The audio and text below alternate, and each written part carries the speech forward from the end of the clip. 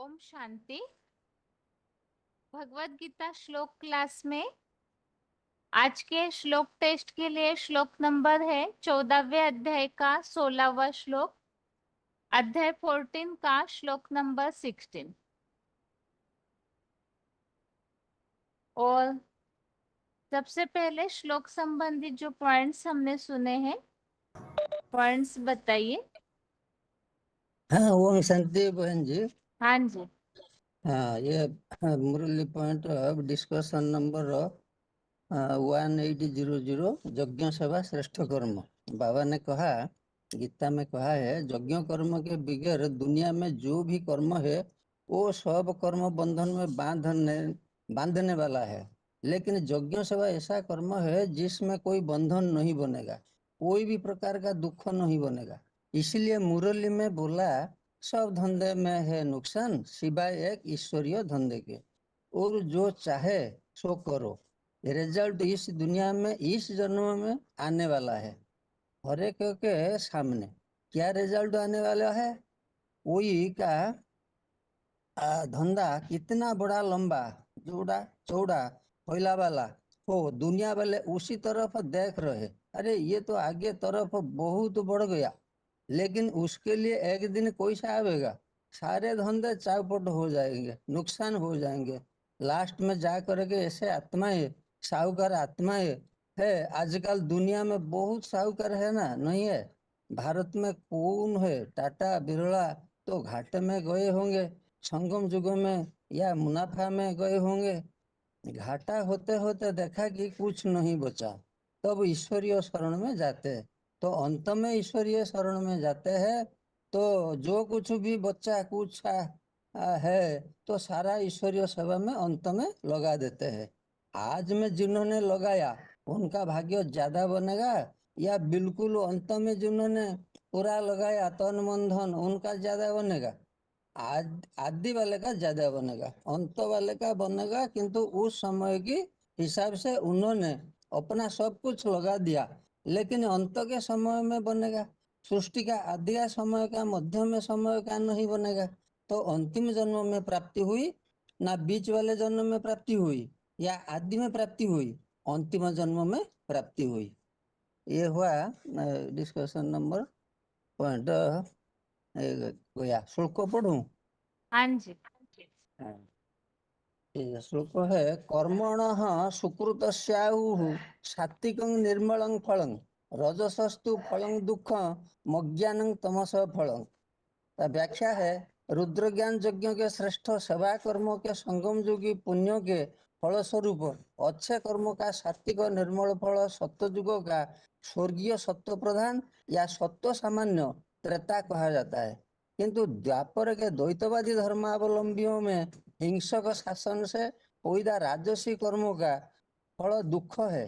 तामसी और पापी कलियुग के व्यभिचारी कर्मों का फल मूढ़ भाव वाला घोर अज्ञान अंधकार है। ओम शांति। ठीक है। हेलो। हाँ जी, ठीक।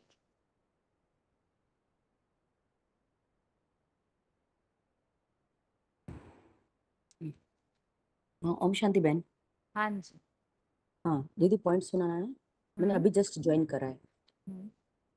VCD नंबर 1149, यज्ञ के श्रेष्ठ सेवा कर्मों का सात्विक निर्मल फल।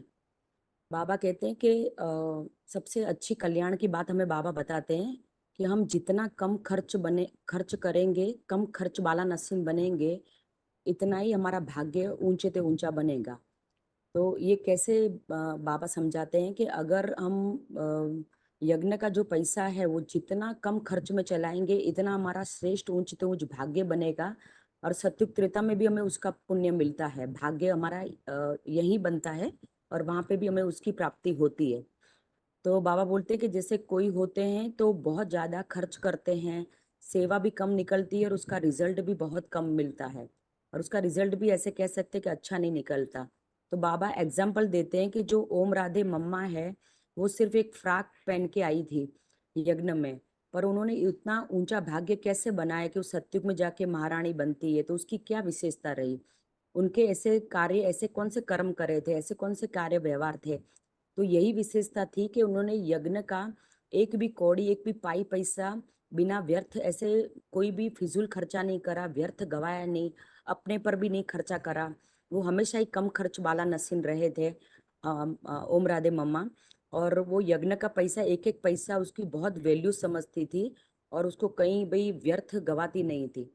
यही बाबा हमें एग्जाम्पल देते हैं। श्लोक संस्कृत। इस श्लोक का पॉइंट, श्लोक में इस संबंधित क्या बात आई हुई है?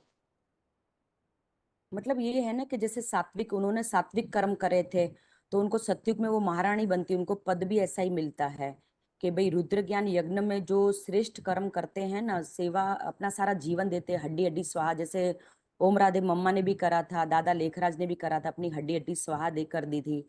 तो उनको संगम युगी पुण्य यही मिलता है उनके फल स्वरूप। तो वो लोग अच्छे घरों में उनका जन्म मिलता है, वो बनते हैं ना सत्युग के प्रिंस प्रिंसेस बनते हैं। तो उनका सात्विक कर्म उनको यहीं मिल जाता है, कहने का मतलब ये है। ठीक क्या है बोल ना, रहे थे आप? श्लोक संस्कृत, हाँ। कर्मणा सुकृत्यस्य आहूम सात्विक निर्मल फलम रजस तुम फल दुखम अज्ञानम तमस फल। ठीक है। ओके, ओम शांति, हाँ, ओम शांति। आगे बताइए, अगरतला के माता जी। ओम शांति दीदी। ओम शांति। আমি একটা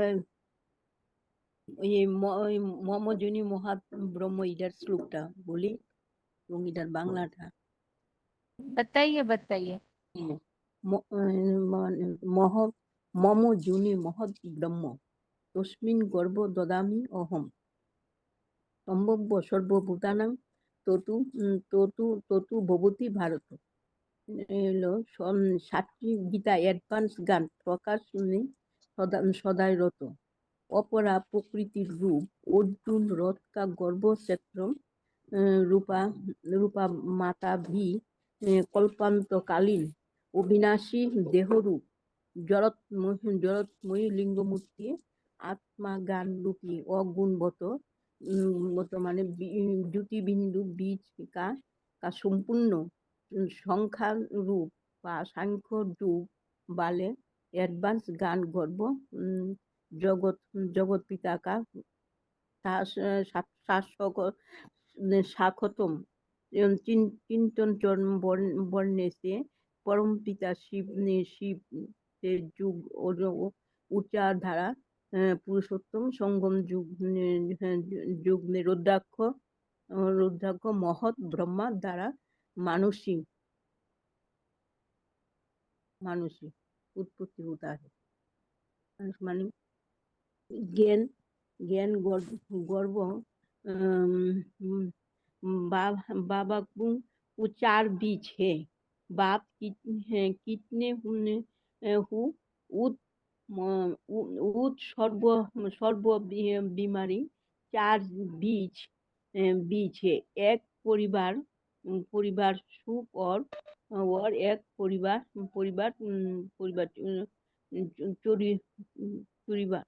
चरित्रवान। बाप ऐसी बीमारी सब विनाशी होंगे तो सब एक सब ऐसे समस्त एक आत्मा ही अविनाशी और सब विनाशी है। मीठे मीठे बच्चा माँ मेरे को याद करो, तुम्हारी भी कर्म विनाश होगी, हो जाएगा। ओम शांति। रोल नंबर बताइए। नंबर 24,740। ठीक है ना, आगे बताइए बनारस। ओम शांति बहन जी। हाँ जी। गीता क्लास में बताया गया है कि जो श्रेष्ठ कर्म है उसका परिणाम होता है सात्विक गुण। तो यह सात्विकता कब आती है? जब रुद्र ज्ञान यज्ञ रचा जाता है तो उस ज्ञान यज्ञ के लिए जो कर्म करते हैं वह सात्विक कर्म कहा गया है। गीता का उदाहरण दिया गया है, गीता की श्लोक का 14 के 16 का, कि कर्मणा सुकृतस्य आहो सात्विकम निर्मलम फलम। तो इसमें बताया गया रुद्र ज्ञान यज्ञ के श्रेष्ठ सेवा कर्मों के संगम युगी पुण्यों के फलस्वरूप अच्छे कर्मों का सात्विक निर्मल फल सतयुग त्रेता में जा करके मिलता है।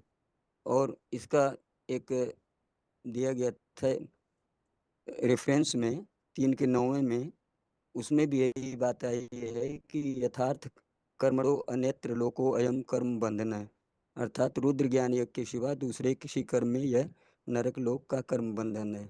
बाबा ने उदाहरण दिया था कि ओम राधे मम्मा जैसे कि फ्राक पहन करके आई और उन्होंने क्या ऐसा कर्म किया कि सत्यु में जाके महारानी बनती है, तो बाबा ने कहा कि वह जो है यज्ञ का एक एक पैसा एक एक दिन का यज्ञ के अच्छे कर्मों में लगाती थी कि ये एक कन्याएं माताएं जो माताएं आकर के अपने परिवार से अपना बचा करके पैसा देती हैं तो इनका खर्च न हो, और अच्छे से खर्च करती थी कि जब ये आकर के यहाँ आवेंगी परिवार वाले निकाल देंगे तो इनकी सेवा हो सके। ओम शांति। श्लोक पढ़ी। श्लोक 4 का 16 है। कर्मणः सुकृतस्य आहो सात्विकम निर्मलम फलम रजसः तू फलम दुख अज्ञानम तमसः फलम। रुद्र ज्ञान यज्ञ के श्रेष्ठ सेवा कर्मों के संगम युगी पुण्यों के फलस्वरूप अच्छे कर्मों का सात्विक निर्मल फल सत्युग का स्वर्गीय सत्व प्रधान या सत्व सामान्य त्रेता कहा जाता है, किंतु द्वापर के दैत्यवादी धर्मावलंबियों में हिंसक शासन से पैदा राजसी कर्मों का फल दुख होता है। तामसी पापी कलयुग के व्यभिचारी कर्मों का फल मूढ़ भाव वाला घोर अज्ञान अंधकार है।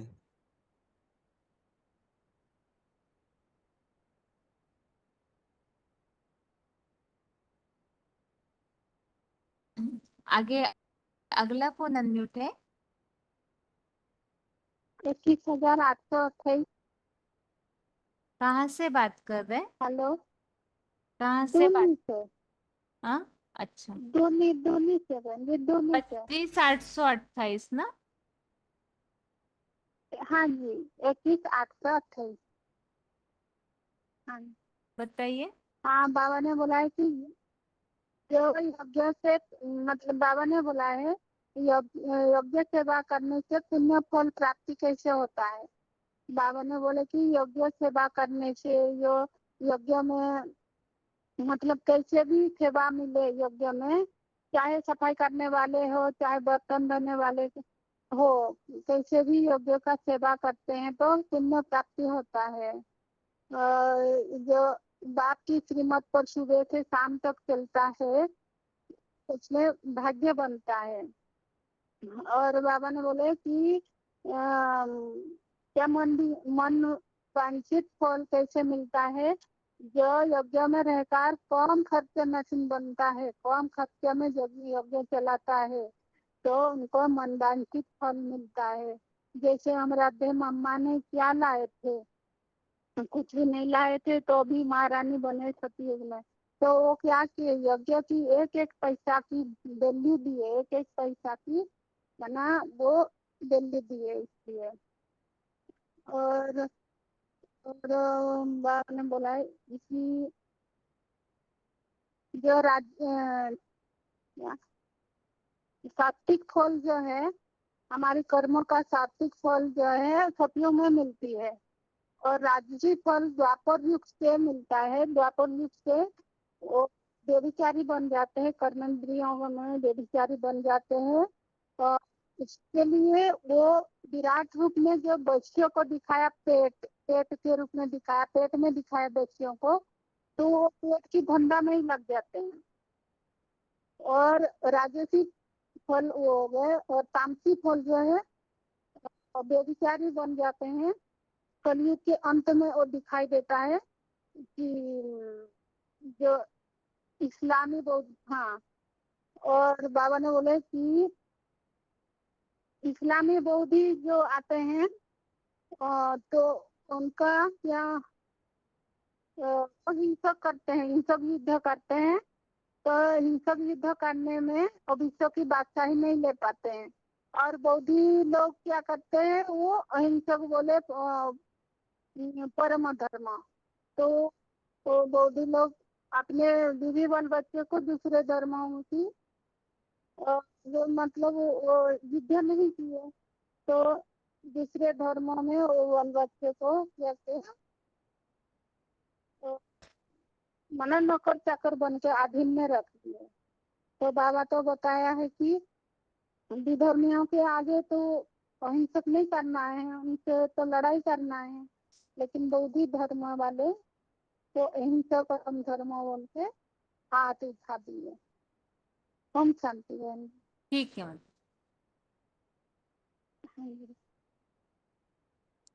हेलो, ओम शांति। हाँ जी, हाँ बहन जी, क्या बोल रहा हूँ? पॉइंट बताइए माता जी श्लोक का जो। हाँ बहन जी, मैं पॉइंट तो नहीं लिखा है, और क्या बोलूँ ऐसे। अभी तक के श्लोकों में हमने सतोगुण सत्व के बारे में क्या क्या समझा है वो बताइए। हाँ, जैसे अभी हम सत्व रजो तम माने जैसे हमारा जो मनुष्य आत्माएं हैं 3 स्टेज से गुजरते हैं। हमारा जो बताया गया है सात्विक कर्म और राजसी कर्म और तामसी कर्म। जो सात्विक कर्म है, जो वो सात्विक कर्म हमारा जो ज्ञान है ना, वो ज्ञान की चिंतन मंथन जितना में हम लगे रहेंगे तो इतना ही हमारा क्या है उसमें सतगुण आता है। सतगुण माना हमारा जो आत्मा में सात्विकता आती है, जो सत प्रधान जो हमारा मन बुद्धि का जो स्टेज है जो अच्छा बनता है, जिससे हमारा दैवी गुण वगैरह आता है, तो दैवी संप्रदाय हम बनते हैं जो सत्य त्रेता में का शूटिंग हो जाती है। और जितना हमें राजसी कर्म माने राजसी कर्म जो है हम जितना माने जैसे हमारा जो हम जो कर्म करते हैं, जो लगाव झुकाव जैसे लोभ और आसक्ति ऐसे जो होते हैं ना, ये लोभ आसक्ति से ये रजगुण पैदा होता है। जो रजगुण पैदा होने से ये क्या है तो वो कर्म में मतलब हमारा कर्म बंधन में डालता है। ये कर्म बंधन से जो डालता है जो है हमारा द्वापर युग का शूटिंग होता है। जो द्वापर युग में जाके हम क्या करते हैं तो हमारा कर्म बंधन में आसक्त होके फिर हमें मनुष्य का मतलब हम मनुष्य का जैसे हमारा कर्म चलता है। और जो तमगुणी हो जाता है वो तमगुणी आत्मा, ये तमगुणी आत्मा जो है हम इधर जो शूटिंग करते हैं उसमें क्या होता है आलस्य निद्रा लापरवाही, जैसे दीर्घ सूत्री भी बताया गया है इसमें एक में बताया था। ये जो दीर्घ सूत्री होती है ये क्या है, ये कोई काम आलस के पन में काम नहीं करना, सेवा नहीं करते, निद्रा में जाते हैं, तो ऐसे जो कर्म होता है वो तामसी कर्म जो है हमारा कलयुग की शूटिंग होता है, जो हमें कलयुग में जाके ऐसे क्या करते हैं जैसे रौरव नरक में भी बन जाता है, राक्षसी कुल में जाके पैदा होते हैं। ठीक है, श्लोक बताइए आज का। 16 नंबर। तो कर्मणः सुकृतस्य आहुसात्विकं निर्मलं फलं रजसः तु फलं दुःखम अज्ञानं तमसः फलम। ठीक है,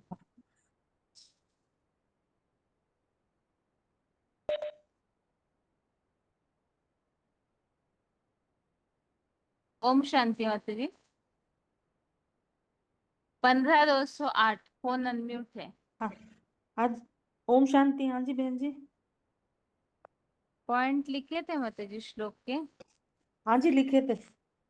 बताइए फिर। एक मिनट।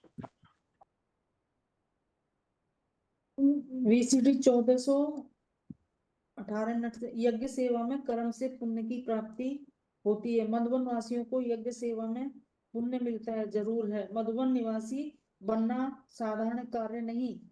फल झाड़ू भी लगा रहे हैं, बाप सिवाय मधुबन के कहीं नहीं आते। हर एक मधुबन वाले को अपने पुण्य के खाते का पहचान जानो। वार्ता 929 यज्ञ के श्रेष्ठ सेवा कर्मों का सात्विक निर्मल फल। भगवान को याद करोगे तो वो तुम्हें याद करेंगे, सेवा करेंगे तो मेवा मिलेगा। उसके अगर काम आएंगे तो वो हमको काम आता है। फिर उसको दाता क्यों कहा जाता है? जो कम से कम याद सेवा करते तो वो एक जन्म का सुख अवश्य देता है। जो पहचानते मानते जानते और बताए रास्ते पर चलते तो उनकी गारंटी है कि जन्म का वर्षा देता हूँ। VCD 1149। यज्ञ के श्रेष्ठ सेवा कर्मों का सात्विक निर्मल फल। यज्ञ का काम कम पैसे खर्च करके ज्यादा से ज्यादा काम निकालें,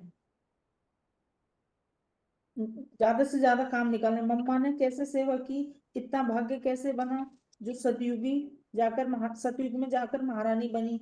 यज्ञ का एक एक पैसा बहुत वैल्यू से खर्च किया। VCD 2259। राजसी सुख।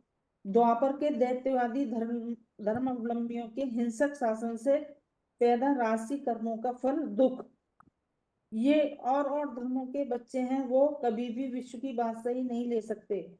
वो हिंसा करते हैं और हिंसा करना सिखाते। वो विश्व के मालिक नहीं बनते। पक्के अहिंसक न कार्य इंद्रियों से हिंसा करते। पक्के देवी देवता धर्म के जो सूर्यवंशी धर्म के हैं, सूर्यवंशी धर्म के पिता खुद हिंसक, वो अहिंसक का पाठ नहीं पढ़ा सकते। बौद्धि समझते हैं हम कभी हिंसा की ही नहीं, दूसरे हिंसा करते हैं तो हाथ उठा देते हैं कि हम अहिंसक हैं। क्या वे अहिंसक हैं? काम इंद्रिय से बिच्छू जैसी सृष्टि पैदा करते हैं, बाल बच्चों को दूसरे धर्मों के हवाले कर आधीन बना दिया, दास दासी बना दिया। क्या वो हिंसा नहीं हुई? उनको दुख पैदा नहीं हुआ? ब्रह्मा की, ये सब ब्रह्मा की रात में ही आते हैं। कोई ऐसा नहीं जो हिंसा से मुक्त है। जो भी हिंसा करते हैं सब ब्रह्मा की रात में आते हैं। फिर मूढ़ भाव वाले घोर अज्ञान अंधकार। एक कलयुग के विचारी कर्म का फल मूढ़ भाव वाला घोर अज्ञान अंधकार। एक धर्म सत्यता की मान्यता को अंश मात्र भी नहीं मानते, नास्तिक। रसिया में देखो, माँ के साथ बच्चे का संबंध स्थापित कर लेते हैं, दोनों एक दूसरे को जानते ही नहीं। बड़े से बड़ा सुख मनसा के आधार पर भोगा जा सकता है। मन ही प्रबल है, इंद्रियां बलवान तो सुख भोग सकते हैं। पांच भूतों से बड़ी शक्ति, पंचभूतों में सबसे बड़ी शक्ति का उनको पता ही नहीं। भौतिकवादी जड़ की व्यवस्था चलती है तो ये सृष्टि के ध्वंस का बारूद तैयार करते हैं। देह अहंकार हम ही सबसे शक्तिशाली है, हम देह हैं। स्वर्ग नर्क किसी को नहीं मानते। नास्तिकों को तामसी दुनिया कहा जाता है। इतना ही लिखा था उन्होंने। ठीक है, श्लोक पढ़िए मुझे। हाँ जी। कर्मणा सुकृतस्य आहु सात्विकम निर्मलम फलम राजस तु फलम दुखम अज्ञानम तमसे फल। रुद्र ठीक ज्ञान है। यज्ञ के। हाँ जी, हाँ जी, हम्म ठीक है। इसका अर्थ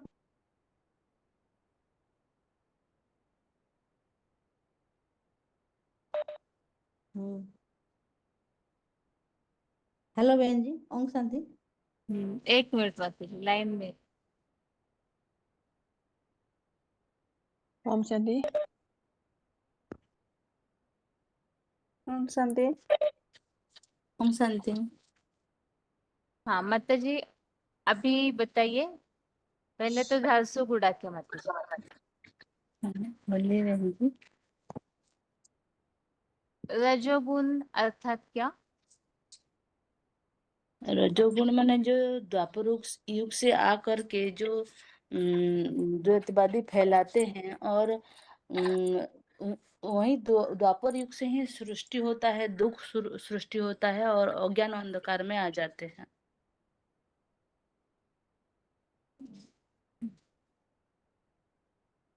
रजोगुण का प्रभाव बाहर की दुनिया में क्या दिखने में आता है? 23-214। हेलो बहन जी। रजोगुण को क्या बोले? रजोगुण का रजोगुण का प्रभाव बाहर की दुनिया में क्या देखने में आ रहा है? बाहर के दुनिया में दुख और शांति में रहते हैं, इनको तो पता नहीं है ना कुछ, तो सदा दुख और शांति में रहते हैं। रजोगुणी आत्मा को देहभान आता है बहन जी। बहुत देवान बनता है। वो कर्मों में लगाव वाले हैं, उत्पन्न करते हैं। मैं बताऊं बहन जी? हाँ बताइए माता जी। हाँ, ये रजोगुण जो आता है तो आत्मा में लोभ और आसक्ति ज्यादा उत्पन्न हो जाता है, वो हिंसक कर्म में बन जाते हैं। यदि ओम शांति में बताऊं, बताइए। रजोगुण जो है द्वापर युग में आता है। अनेक अनेक धर्म पिताएं जो आते हैं विदेशी विधर्मी, वो आने से देह के मतलब देह भान बढ़ता है, तो देह का आकर्षण बढ़ता है।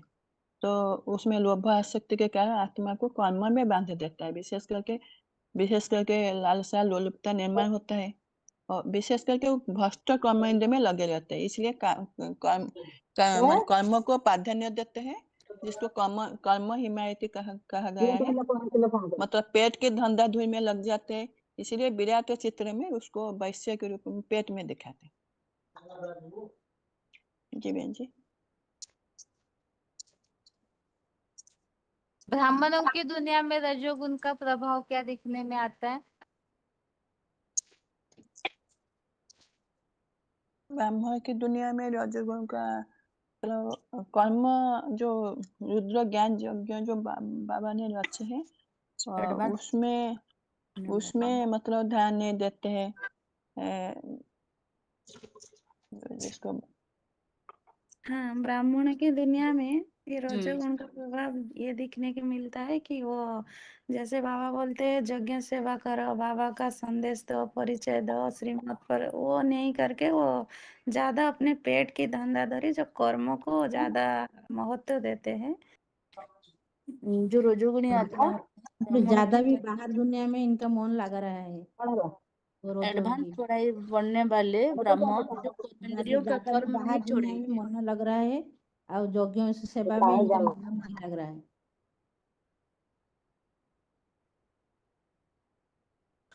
इन तीनों गुणों को समझने के बाद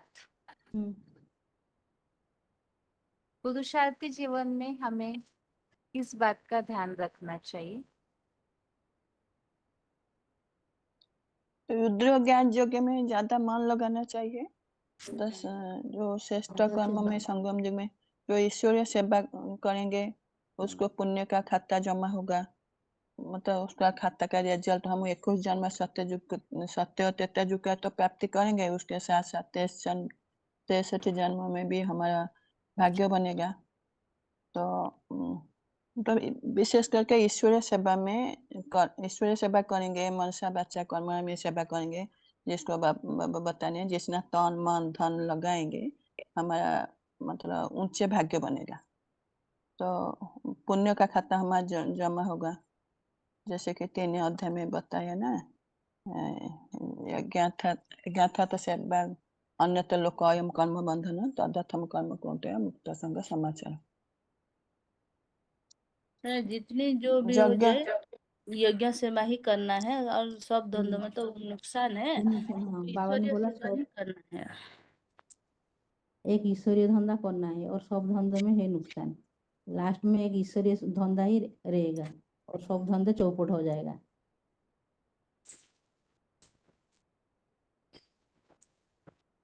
तमोगुण की शुरुआत कब से होती है?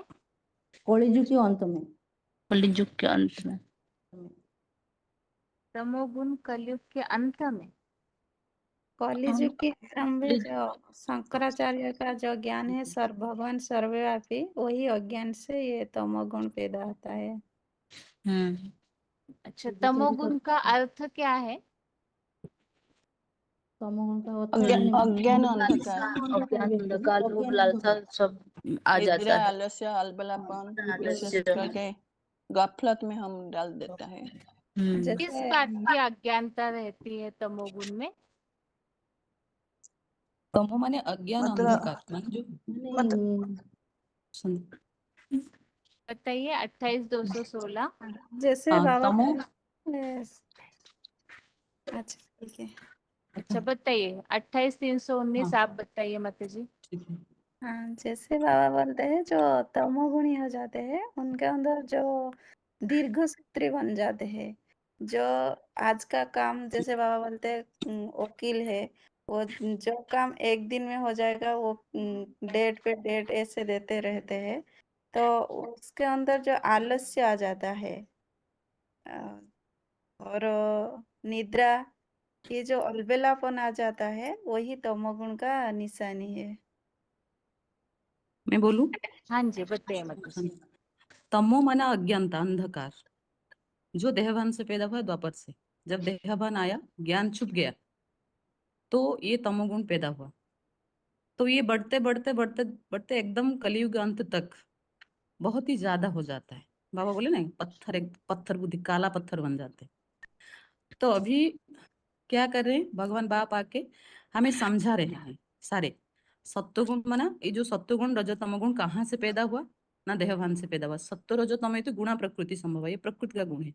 और हमें ये समझाते हैं कि ये गुण भोगते भोगते तू आकर यहाँ तक पहुंचा है, तुझे क्या करना है, उल्टी सीढ़ी चढ़ना है। उल्टी माना तुझे जाके सत्वगुण तक पहुंचना है, क्योंकि देवताएं क्या करते हैं, सत्वगुण वाले होते हैं ना, तो उसको तुझे पहचाने तेरे अंदर क्या गुण है, तेरे अंदर क्या है। इसलिए ज्ञान दे रहे हैं तो आप उनको समझ ले कि तेरे अंदर क्या गुण है। तमोगुण की, सत्वगुण की निशानी ये है, तमोगुण रजोगुण की निशानी ये है, तमोगुण की निशानी ये है। तो हमें समझना चाहिए कि हमारे अंदर क्या गुण है। जैसे बाबा बोले ना, सत्वगुण बढ़ जाने से ज्ञान का चिंतन मंथन चलेगा, अमृत बेला अच्छा चलेगा, तू ज्ञान लेगा, ज्ञान देगा, यज्ञ सेवा कर्म करेगा। और जो जो श्रीमत बता रहे हैं ना बाबा, जैसे आज बोले कि कम खर्च वाला नसीन बनो, यज्ञ का यज्ञ का जो खर्च है उसे तो ध्यान देगा, और तेरा मधुबन वासी बनेगा। तू मधुबन वासी माने मन बुद्धि से, मधुबन वासी, जहाँ मधुबन में मुरली बाजे रहे, माने जहाँ ज्ञान बाबा दे रहे हैं ना, उसी अनुसार तू चलने का प्रयास करे। जो सत्वगुण जब बढ़ जाएगा, तो वो हर वक्त चेष्टा करेगा कि जो बाबा बोल रहे हैं ना, मुझे वही करना है। तुझे मुझे तेरी रंग में ढलना है, माने तू जो रंग लगा रहा है, माने ज्ञान का जो, मुझे वही करना है। तो सत्वगुण बढ़ने का ये लक्षण है। और जो हर आत्मा तो 4 स्टेजेस में आएगी ही आएगी, परंतु बाबा बोले बचपन का दिन भुला ना देना, माने सत्वगुण जो है ना, उसको कभी भूला ना देना। अगर तेरे अंदर वो आता भी है, आलस्यपन आता है, अलवेलापन आता है, तुझे अमृत बेला करने की इच्छा नहीं होती, तुझे कोई यज्ञ सभा करने की इच्छा नहीं होती, तुझे माना किसको ज्ञान सुनाना की इच्छा नहीं होती। कल जैसे एक मुरली में था ना बाबा, घंटे आधा घंटे ऐसे याद करेंगे और दूसरे दूसरे देहधारियों को याद करने लगेंगे, जिस जिस पे लगाव लगा होगा। तो उससे हमें अपने अंदर को झांकना है और देखना है कि मेरे अंदर क्या गुण बढ़ रहा है। मैं सत्वगुण बढ़ रहा है या तमोगुण बढ़ रहा है या रजोगुण बढ़ रहा है, तो उसको निर्णय करके हमें अपने अंदर वो गुण को धारण करना है। नहीं तो जो इसके पिछले जो श्लोक था ना 16 अध्याय में, जो उल्टी सीढ़ी में जो जहां रह जाएगा, जिसके अंदर रजोगुण रह गया, तो वो रजोगुणी आत्मा के रूप में जन्म लेगा। जिसके अंदर तमोगुण रह जाएगा, फिर अज्ञान अंधकार रह गया, तो वो तमोगुणी दुनिया में जन्म लेगा। जिसके अंदर सत्वगुण, तो सत्वगुण दुनिया में जन्म लेगा ना। बाबा बोले तुम्हारे अंदर अगर ज्ञान का पराकाष्ठा नहीं होगा, तो क्या होगे, तुम दूसरे दूसरे धर्मों में कन्वर्ट हो जाओगे। और वो दूसरे दूसरे धर्म वाले क्या करेंगे, तुम्हें दास दासी बनाकर रखेंगे। बाबा बोले क्या, नास्तिक एकदम तामसी अंधकार हो जाएगा। तो जो फाउंडेशन आज लास्ट के दिखने में आता है, आज आज जो बाबा मुरली में बोले कि देखो वो जो नास्तिक है रशियंस क्या करते हैं, कैसे बच्चे को माँ जैसे बाबा मुरली में जैसे प्रेग्नेंट होती है तो ले जाते हैं, बच्चा पैदा होता है तो गवर्नमेंट का हो जाता है, और वो बच्चा अपने परिवार को नहीं जानता, अपने माँ को नहीं जानता, किसी को भी नहीं जानता। तो एक नास्तिक बात, ना उसको भगवान को मानता है, ना किसी को भी नहीं मानता, माने किसी के ऊपर उसका आस्था नहीं होता। और वो क्या करता है, एटम बम निर्माण करता है, जो दुनिया का विध्वंसकारी हो जाता है। इसीलिए हम देखेंगे कि हमारे अंदर क्या गुण है। और बाबा जो बोल रहे हैं पुरुषार्थी जीवन में, सत्व गुण, सत्व प्रधान, माना जो स्वर को लेने वाला है, वही गुण हमें अपने अंदर स्थापना करना ही होगा। अगर हमारे अंदर अज्ञानता आ गया, आलस्यपन आ गया, हम कर्मेंद्रियों को इंपोर्टेंस देने लगे, तो वही गुण हमारे अंदर रह जाएगा, और वही गुण वही धर्मों में हम कन्वर्ट हो जाएंगे। बाबा बोले जो जिसका फलोर होगा उसके धर्म में चला जाएगा। तो इसके लिए बाबा आज के श्लोक में उसको फल के बारे में बोले, माने सत्य गुण जब बढ़ जाता है, सत्य गुण अनुसार हम कर्म करेंगे। जैसे बाबा बोले झाड़ी भी कोई लगाता है मधुबन में, अगर कोई थोड़ा भी कर्म करता है तो उसका भी फल होता है। जैसे मनसा मनसा वाचा कर्मणा, बाबा तो ये बोले। तो आप जो बोले ना, कल चल रहा था जो अव्यक्त बनो अव्यक्त बनो, बाबा बोल रहे हैं। तो अव्यक्त अगर हम मनसा से कोई संगठन का काम कर रहे हैं, मनसा से अगर यज्ञ सेवा कर रहे हैं, यज्ञ सेवा के सिवा कुछ काम ही नहीं, क्योंकि तो गीता में बोला है अविनाशी अश्वमेध रुद्र गीता ज्ञान यज्ञ जो भगवान कर रहे हैं वही श्रेष्ठ कर्म है। उसके सिवा और कोई भी कर्म हमें फल देने वाला नहीं है। तो हमें जन्म जन्मांतर मुक्ति, जीवन मुक्ति, सुख, शांति, आनंद, और जो डिनाइस्ट हीरो, जो हीरो पाड़ रही है उस जो वो तो हमेशा ही सत्य प्रधान रहेगा, क्योंकि वो तो नारायण है ना। उसके अंदर हमेशा हर इंद्रियों में ज्ञान का प्रकाश, माने हर इंद्रियों को वो तो ज्ञान के प्रकाश के आधार पर ही चला रहा है ना। तो उसके अंदर लास्ट तक भी सत्वगुण रहता है, जिसके आधार पर वो असत्य से लड़ाई करता है, और ये शिव सुप्रीम सोल जानता है और उसके अंदर प्रवेश करता है। तो हमें भी असत्य से लड़ाई करना है। पहले पहले अपने अंदर का जो असत्य है, विकार है, काम क्रोध लोभ मोह अहंकार, और जो आलस्यपन, जो भी रजोगुणी तमोगुण से जो विकार आ जाता है हमारे अंदर, हम उसको ज्ञान की कटारी से काटना है और हमेशा योग युक्त होना है बाबा साथ। और बाबा के लिए बाबा बोले कि ये माया रावण, रावण माने 10 सिर जो आ जाता है ना, 10 धर्मों के जो गुण तुम्हारे अंदर आ जाता है, तो उसके लिए तुम्हें क्या करना है, हर वक्त हर घड़ी एक सेकंड में कम ना हो, जहाँ निरंतर खाते पीते सोते, बाबा बोले सोने के बाद भी तुम्हारे अंदर वो आ जाएगा जैसे धोती फाड़ देता है। जो एक बोलते हैं ना, जो कट दिन हर मतलब सारा दिन वो काटता रहता है कपड़ा, और रात में जब सोता है तो कपड़ा वो धोती फाड़ देता है। तो ऐसे ही निरंतर याद, ज्ञान का चिंतन मंथन, याद, यज्ञ सेवा जो भी हमारे से हो सके अगर हम करते रहेंगे, तो ये जो माया रावण है ना, ये हमारे अंदर घुसेगा ही नहीं। जो बाप का काम वो बच्चों का काम हो जाएगा, तभी हम उस डिनाइस्टी में आ सकेंगे जहाँ सुख ही सुख। देखिए राणा प्रताप हो, जो भी हो, माने उस बाबा का जो पाठ है ना, वो क्या चाहता है, मेरे प्रजा ही सुखी रहे। वो चाहे बाबा क्या बोले, एक वो चाहे दुख पाए, वो चाहे युद्ध करता रहे, परंतु वो चाहता है मेरे जो बच्चे हैं ना, मेरे जो राज्य के प्रजा हैं वो सुखी रहे। और ये कोई भी और धर्म वाले जो राजा हैं वो नहीं चाहते। जैसे मुसलमान क्या करते हैं, बाबा एग्जाम्पल देते हैं ना, कभी युद्ध में जाते हैं तो कोई एक गड्ढा होता है, घोड़ा नहीं जा पाएगा तो अपने सैन्य को काट कर वहां डाल देते हैं। ऐसे नहीं कर पाता तो वो, इसीलिए ये तो सत्य त्रेता में जो शांति 21 जन्म के लिए हमें जो मुक्ति, जीवन मुक्ति वो तो देता है, उस आधार पर 63 जन्म का हम पाएंगे, परंतु हमें उसके डिनाइस्ट में आना है, असली सूर्यवंशी बनना है। सूर्यवंशी माना जिसके अंदर कोई अज्ञान अंधकार ना हो, जो ज्ञान सूर्य एक्यूरेट शिप देना चाहता है, जो कहना चाहता है, जो करवाना चाहता है, अगर वही हम समझे और करें, उसको हम कहेंगे सूर्यवंशी। और वो असली सूर्यवंशी जो है विवस्वत, यहाँ ज्ञान सूर्य नारायण, उसके डिनाइस्ट में हम आएंगे और हमारे अंदर बने सुख ही सुख होगा। हो गया दीदी जी? ठीक है मतलब बहन जी मैं 2 लाइन बोलूं? हाँ बिल्कुल बताइए। ये तमोगुणी जो आत्मा है उनका स्वभाव संस्कार ना, उनका स्वभाव नहीं बदलता है, वो दूसरों को दुखी देते हैं। और ये जो स्वभाव संस्कार उनके अच्छे नहीं है, तो महल माड़िया अटारिया वो बनाते जाते हैं, और ना वही ही मकान दुकान सब बनाते जाते हैं। अभी तो दुनिया खलास होने वाला है, उनकी बुद्धि में नहीं आता है।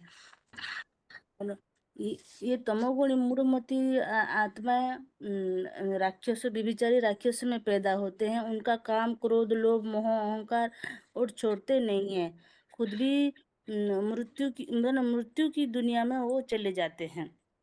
और ईश्वरीय सेवा वो नहीं करते हैं, अमृत वेला नहीं करते हैं, गफलत करते हैं।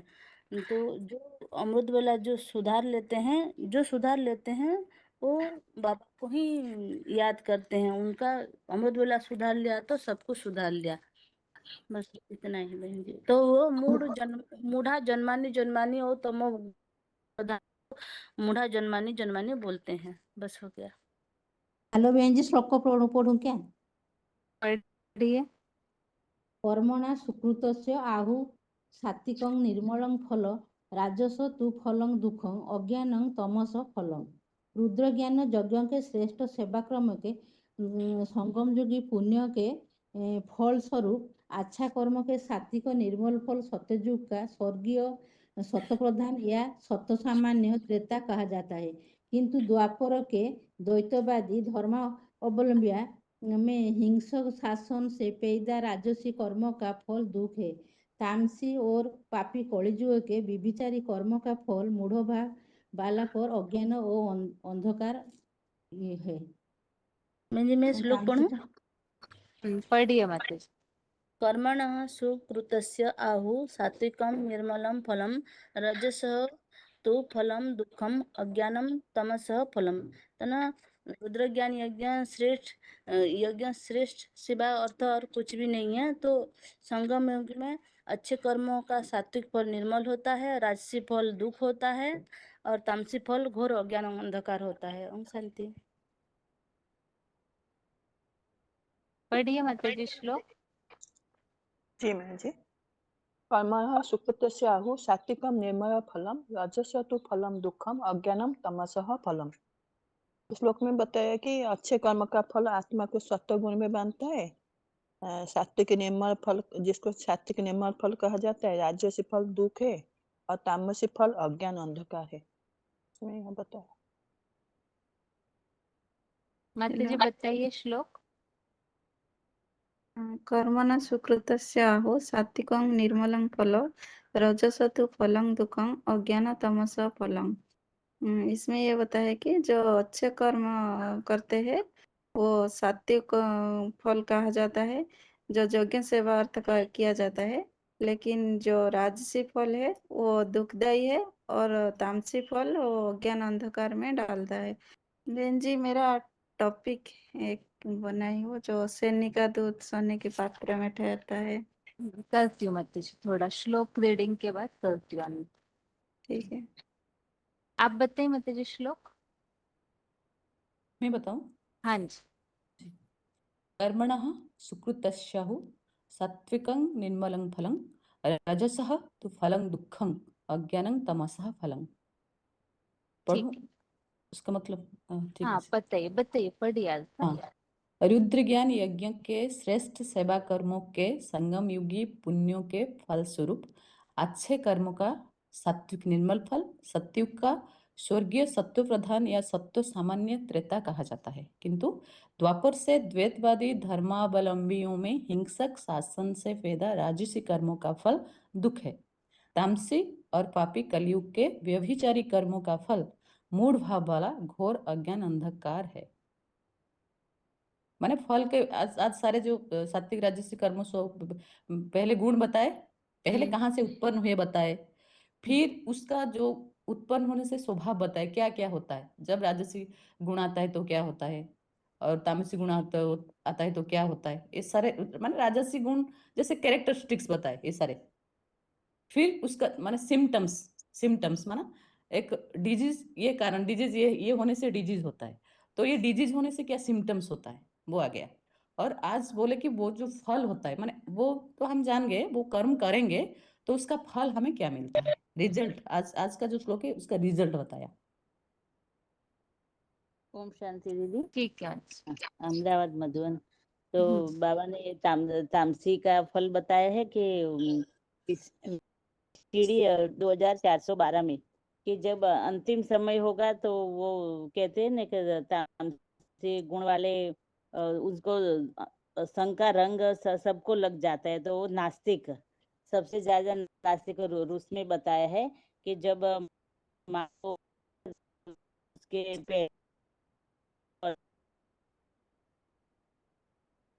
में डाला स्कूल में डाला जाता है, फिर देश की सेवा में डाला जाता है, तो उनको तो माँ बहन बेटी का किसी को पता, व्यभिचारी राक्षसी कर्म करते हैं, करने लग पड़ते हैं। तो उनको पता ही नहीं कि दुनिया का व्यवहार कैसा है, कि ये धर्म क्या होता है, कि कुछ भी पता नहीं। तो वो ऐसे लोग तो सृष्टि का करने के लिए जैसे कि बारूद बना देते हैं, एटम बम बना देते हैं। तो कहा कि जब उसके कामेंद्रिय की पूर्ति न होने से कामेशु क्रोधेशु बन जाते हैं, तो कुंभी पार्क नरक और उनका ज्ञान अज्ञान से ढक जाता है। तो जो वो जिस डाली पर बैठे उनको ही काटते हैं, तो ऐसे ऐसे वो कर्म करते हैं। और उसमें जो कहा कि वो 18वां का 27वां श्लोक पढ़ूं दीदी? वो रेफरेंस श्लोक है वो। आज का श्लोक पढ़िए माताजी, आज का। हाँ, 14वां का 17वां। सुष्कृतस्य आहु सात्विकम निर्मल फलम रजसः तु फलम खम अज्ञानम तमसः फलम। और उसका भावार्थ पढ़ू या दीदी? पढ़िए। यज्ञ के श्रेष्ठ सेवा कर्मों के संगम युगी पुण्यों के फल स्वरूप अच्छे कर्मों का सात्विक निर्मल फल सत्युग का, किंतु द्वापर धर्मावलंबियों में हिंसक शासन से पैदा राजसी कर्मों का फल दुख, तामसी और पापी कलयुग के व्यभिचारी कर्मों का फल मूढ़ भाव वाला घोर अज्ञान अंधकार है। ओम शांति दीदी। ठीक है। हाँ। 15,928 बताइए माताजी, आपको क्या समझ में आया है इस श्लोक में? श्लोक जैसा दीदी थोड़ा समझाए कि प्रगति में जो सतरत्न तीनों गुणों में बांधता है, जो प्रगति में आते हैं सतयुग में गुण प्रकाश गुण से बांधता है, और सतयुग में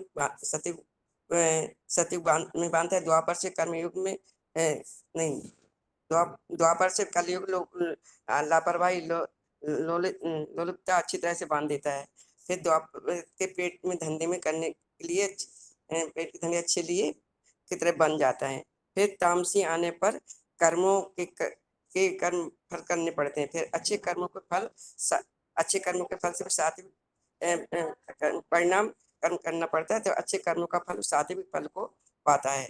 रुद्र ज्ञान यज्ञ में सृष्टि सेवा करने से, अच्छे फल के कर्म करने से सत्युग कल में बांध देता है। तामसी मूलमती लोग कर्मों में बन जाते हैं। और फिर बाबा फिर कहते यज्ञ की सेवा अच्छा फल है तो पुरुषार्थ पुण्य मूर्ता आती है, तो सात्विक कर्म करने से सात्विक कर्म फल पाता है। तो इस सेवा के फल से जो जितना सेवा का फल प्राप्त होता है, उतना स्वर्गीय फल पाता है। इस दुनिया में संगम युग में जो जितनी अच्छी सेवा करता है उतना पुण्य बढ़ता है, तो फिर सतुगुण की प्राप्ति हो जाती है। उसके आधार पर हर 62 जन्मों में भी अच्छे कर्म फल पाता है। ठीक है। अभी तक के श्लोक जो भी हमने तीनों गुणों के समझे हैं ना, तो उन तीनों गुणों के बारे में यहाँ इस अध्याय में क्या क्या बताया है उसे शॉर्ट में बताइए। शुरू से लेके तीनों गुणों के लिए जो भी समझा है हमने। हाँ जी। 80 14 का नाम रखा है गुणत्र विभाग। मतलब जो 3 प्रकार गुण है, सत्वगुण और तमोगुण, मनुष्य में कैसे आता है और कहाँ से आता है उसका विषय में बताया।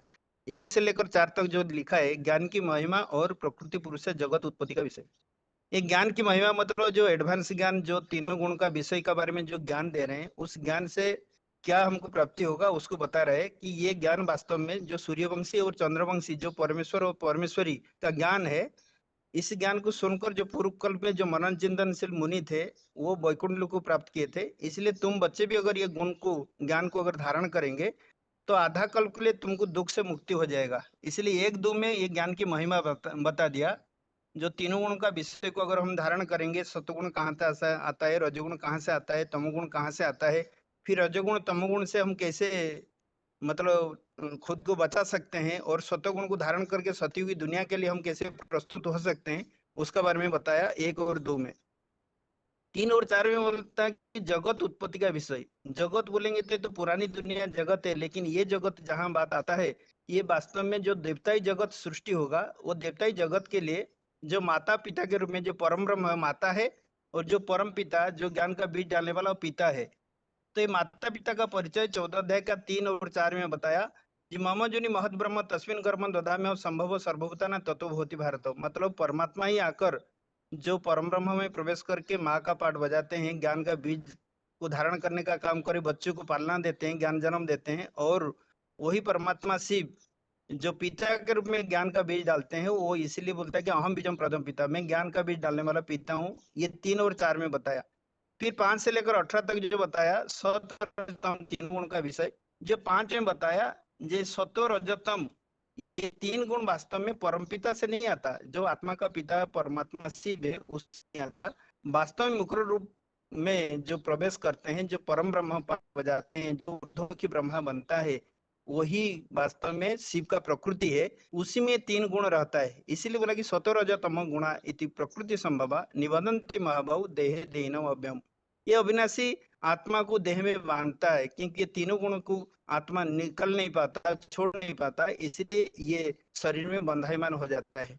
फिर बोला कि जब 6 में बताया जब सत्वगुण प्रकट होता है, सत्वगुण में आत्मा को वास्तव में ज्ञान के प्रति आकर्षण होता है, और सत्वगुण धारण करने से जो रजो और तमोगुण का जो मलिनता है वो खत्म हो जाता है। वो मलिनता खत्म होने के बाद आत्मा को ज्ञान प्रकाश और रोग रहित सत्वगुण क्या करता है ना, ज्ञान के प्रति आकर्षण होने से आत्मा को सुखाशक्ति जो सर्वोत्तम जो वाइब्रेशन का सुख है, जिसको अतीन्द्रिय सुख कहते हैं, उसमें बांधता है, उसके प्रति आकर्षण होता है। इसलिए संपूर्ण ज्ञान को हासिल करके आत्मा कैसे सत्य की दुनिया के लिए वाइब्रेशन बना सकता है, जिसको बाबा बोलते हैं कि सबसे बड़ा शक्ति है वाइब्रेशन की शक्ति। वाइब्रेशन की शक्ति के द्वारा दुनिया का परिवर्तन होगा, क्योंकि आज तक ब्रह्मा कुमार कुमारी जो भी भागदौड़ की सेवा की, इसके द्वारा पूरी दुनिया को संदेश नहीं मिल सका। लेकिन जब आत्माएं बीज रूप स्थिति में टिक जाएंगे और एकत्रित वाइब्रेशन बनाएंगे, उसके द्वारा ऑटोमेटिक कहीं दूर बैठे हुए आत्मा को भी हम संदेश दे सकते हैं। बाबा बोलते हैं जैसे हम फोन में किसी से बात करते हैं दूर बैठे हुए लोगों से, ऐसी वाइब्रेशन से हम किसी को भी टचिंग करके उसको संदेश दे सकते हैं और उसको ये ज्ञान का प्रचार कर सकते हैं। ऐसे रजोगुण का बताया, जो रजोगुण द्वापर से उत्पन्न जो दैत्यवादी लोग आते हैं उनसे रजोगुण उत्पन्न होता है। रजोगुण क्या करता है ना, आत्मा को दुख मतलब धीरे धीरे दुख में बांधता है। इसलिए रजोगुण जो है वो द्वापर से उत्पन्न होता है, जो कि काम में आसक्ति हो जाते हैं। जो भ्रष्ट इंद्रिय का काम है, द्वापर युग मनुष्य वो श्रेष्ठ इंद्रिय का जो श्रेष्ठाचारी स्वर्गीय सुख था उसको तो नहीं जानते हैं, द्वापर से आए हुए, इसलिए वो रजोगुण में काम वासना में लिप्त हो जाते हैं। उसके बाद 8 में बताया जो अज्ञानता है, अज्ञानता में 3 चीज विशेष करके आता है, निद्रा, आलस्य और अलबेलापन। अच्छा कर्म में मन न लगना, और जो अच्छा कर्म है उसको दीर्घसूत्री मतलब लंबा समय तो टालते जाना। जो आज का काम आज होना चाहिए इसको छोड़कर अच्छा ही कर्म में अलबेलापन दिखाते हैं, आलस्य और निद्रा, ये तमोगुण का निशानी होता है। और जो 9-14 का 9 में बताया, ये तीनों गुणों में से कोई भी कर्म मतलब होता है तो उसका रिजल्ट बताया। जो सत्वगुण जो है वो सुख के प्रति आकर्षण होता है, बांधता है, और रजोगुण कर्मों के प्रति, और जो तमोगुण अज्ञानता से उत्पन्न होता है और प्रमाद, आलस्य, निद्रा ये सब में गफलत में डालता है। और 10 में बताया कि ये तीनों गुण में से कोई भी गुण एक समय में प्रबल होता है। जैसे स्वर्गीय सत्य त्रेता में सत्वगुण प्रबल होता है, इसलिए सात्विक ज्ञानेंद्रिय का सुख भोगते हैं, और जो द्वापर आ जाता है तो रजोगुण प्रबल हो जाता है, वो सत्वगुण और तमोगुण को दबा देता है। एक गुण प्रबल होने से और 2 गुण को दबा देता है।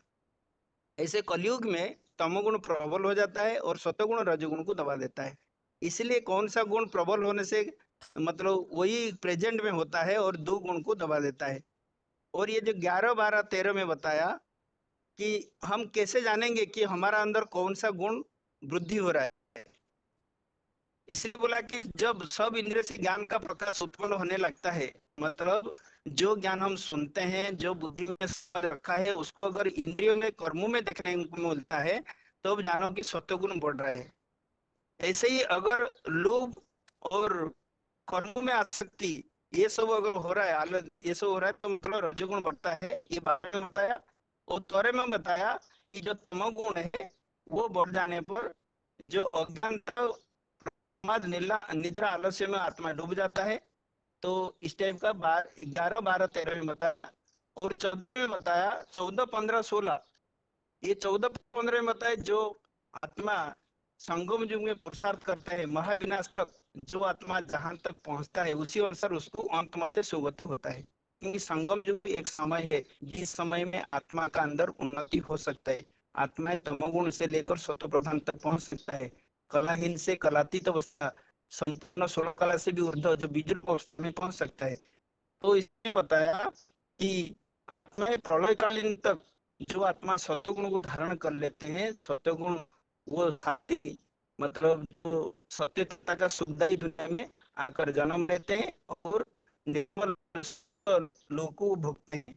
लेकिन जो आत्मा समाज में फुर्सत करते हैं, रजोगुण अवस्था में टिक जाते हैं, रजोगुण से चढ़ जाते हैं, की दुनिया में आते हैं और दैत्यवती दुनिया का रजो प्रधान कर्म का फल जो है वो और जो आत्मा महाविनाशक तमोगुण को छोड़ नहीं पाते हैं, वो मूड जो नहीं पैदा होते हैं व्यभिचारी राक्षस को में पैदा होते हैं, जिसमें 16 अध्याय में जैसे बताया मूढ़ा जन्मानी जन्मानी।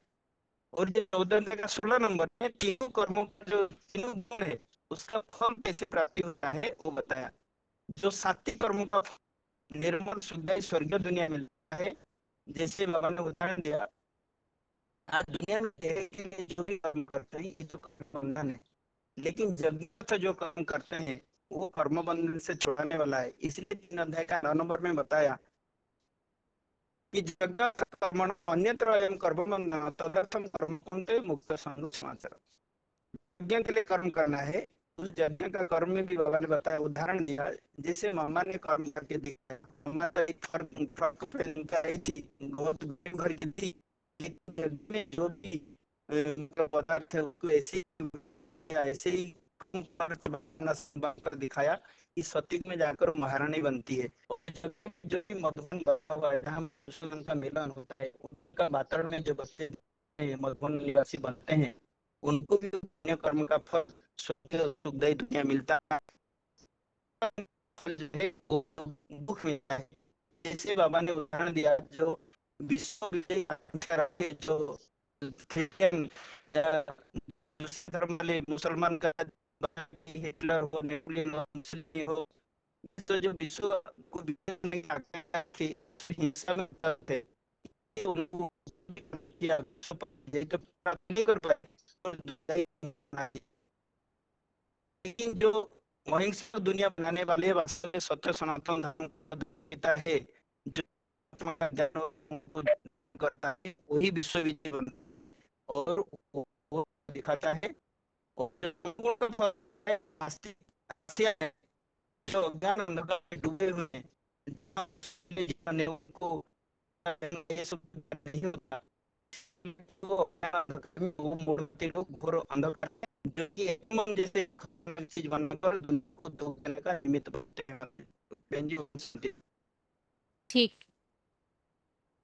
माताजी श्लोक पढ़िए 23,658। श्लोक रीडिंग के बाद जिन्होंने भी टॉपिक रेडी किया है वो अपना टॉपिक निकाल के रखिए। इसके बाद माताजी सतना के माताजी पढ़िए श्लोक। कहाँ से पढ़ना दीदी? 14वें अध्याय का पहला श्लोक पढ़िए।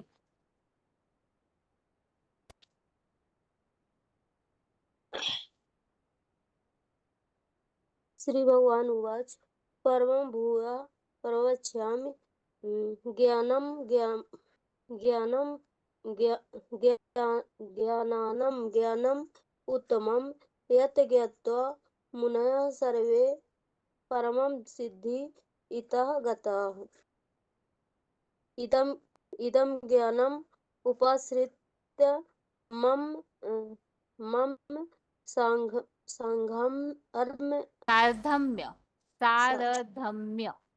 सार्धम्य आगताः सर्गे अपि न उपजायन्ते प्रलये न व्यथन्ति च। मम योनि महत् ब्रह्म तस्मिन् गर्भं दधामि अहं सम्भवः सर्वभूतानां ततो भवति भारत।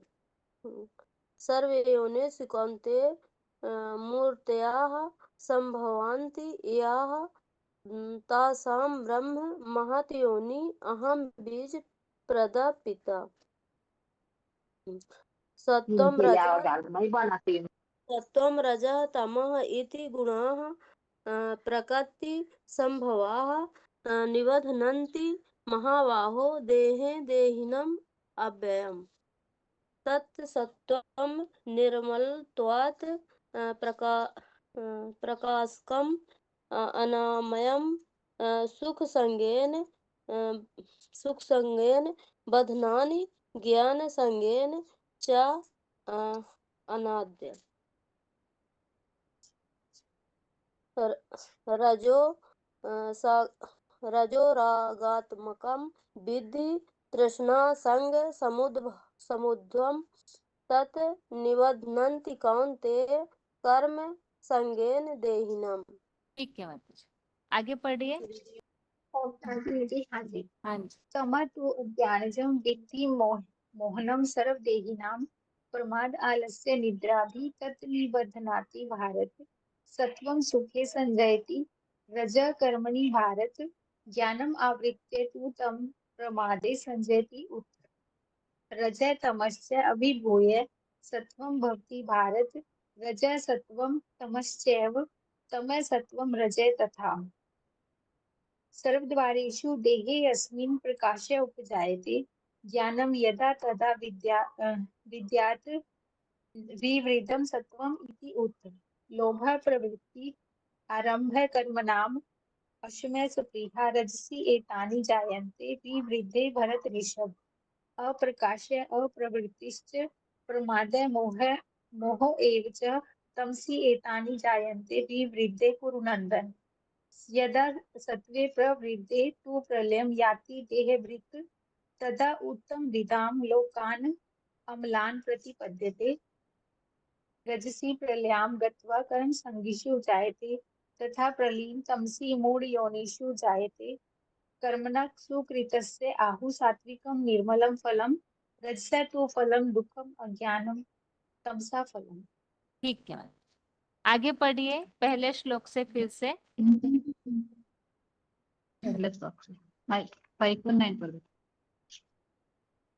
पढ़िए पढ़िए।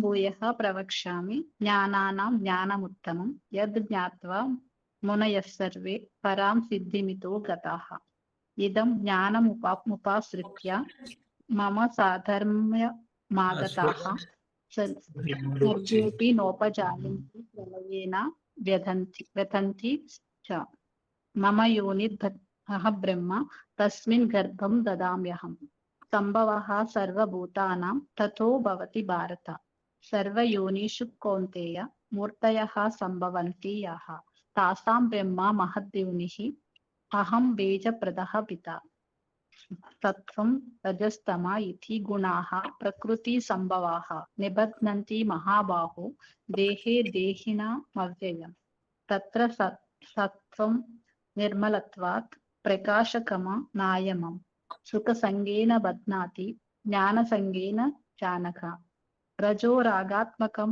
विद्धि तृष्णा संग समुद्भवम् तन्निबध्नाति कौन्तेय कर्मसंगेन देहिनम् तमस्त्वज्ञानजं विद्धि मोहनं सर्वदेहिनां प्रमादाल अस्य निद्राभिः तन्निबध्नाति भारत सत्वं सुखे संजयति रजः कर्मणि भारत ज्ञानमावृत्य तु तमः प्रमादे संजयत्युत रजस्तमच्चाभिभूय सत्वं भवति भारत रजः सत्वं तमच्चैव तम सत्वं रजस्तदा।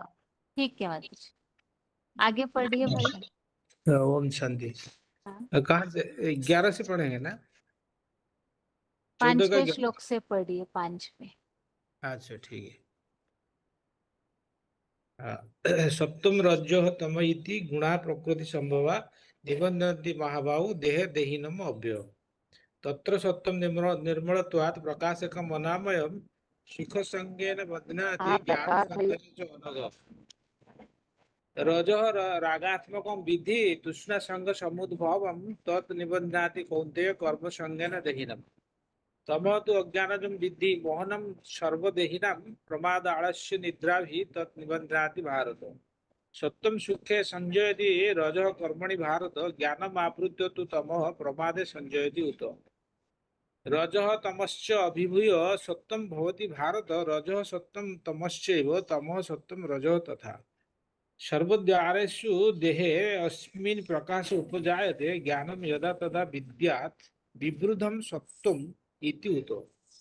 लोभ प्रवृत्ति आरंभ कर्मणां असमः स्पृहा रजसी एतानि जायन्ते विवृद्धे भरतर्षभ। अप्रकाशः अप्रवृत्तिश्च प्रमाद मोह एव च तमसि एतानि जायन्ते विवृद्धे कुरुनन्दन। यदा सत्त्वे प्रवृद्धे तु प्रलयं याति देहभृत् तदा उत्तम विदां लोकान् अमलान् प्रतिपद्यते। और रजसी प्रलयं गत्वा कर्मसंगिषु जायते तथा प्रलीनः तमसि मूढयोनिषु जायते। कर्मणः सुकृतस्य आहु सात्विकं निर्मलं फलं रजसः तु फलं दुःखम अज्ञानम तमसः फलम। ठीक, आगे पढ़िए टीपी जी के मत जी। ओम शांति बहन जी, पहला श्लोक बहन जी। हाँ जी। परं भूयः प्रवक्ष्यामि ज्ञानानां ज्ञानमुत्तमं यज्ञात्वा मुनयः सर्वे परां सिद्धिमितो गताः। इदं ज्ञानमुपाश्रित्य मम साधर्म्यमागताः सर्गो यापि नोपजायन्ते प्रलयेन व्यतन्ति च। मम योनिः महद्ब्रह्म तस्मिन् गर्भं ददाम्यहं सम्भवः सर्वभूतानां ततो भवति भारत। सर्वयोनिषु कौन्तेय मूर्तयः सम्भवन्ति यः तासां ब्रह्म महद्योनिः अहं बीजप्रदप्रीतः। सत्त्वं रजस्तम इति गुणा प्रकृतिसम्भवा निबद्धन्ति महाबाहो देहे देहिनमव्ययम्। तत्र सत्त्वं निर्मलत्वात् प्रकाशकमनामयं सुखसङ्गेन बध्नाति ज्ञानसङ्गेन चानघ। ओम शांति। रजो रागात्मकं विद्धि तृष्णासङ्गसमुद्भवम् तन्निबध्नाति कौन्तेय कर्मसङ्गेन देहिनम्। तमस्तु यज्ञानजं विद्धिं मोहनं सर्वदेहिनं प्रमादालस्य निद्राभिः तन्निबध्नाति भारत। तत्त्वं सुखे संजयति रजः कर्मणि भारत। ज्ञानमावृत्य तु तमः प्रमादे संजयेत्। रजः तमश्चाभिभूय सत्त्वे भवति भारत। रजः सत्त्वं तमश्चैव तमः सत्त्वं रजस्तदा। सर्वद्वारेषु देहेऽस्मिन् प्रकाश उपजायते ज्ञानं यदा तदा विद्यात् विवृद्धिं सत्त्वैतुत्। लोभप्रवृत्तिरारम्भा कर्मणामासमः स्पृहा रजसि एतानि जायन्ते वृवृद्धे भरतर्षभ। अप्रकाशप्रवृत्तिञ्च प्रमादा मोह एव च तमसैतानि जायन्ते वृवृद्धे कुरु नन्दन। यदा सत्त्वे प्रवृद्धे तु प्रलयं यान्ति देहः भृत् तदा उत्तमविदोन् लोकान् अमलान् प्रतिपद्यते।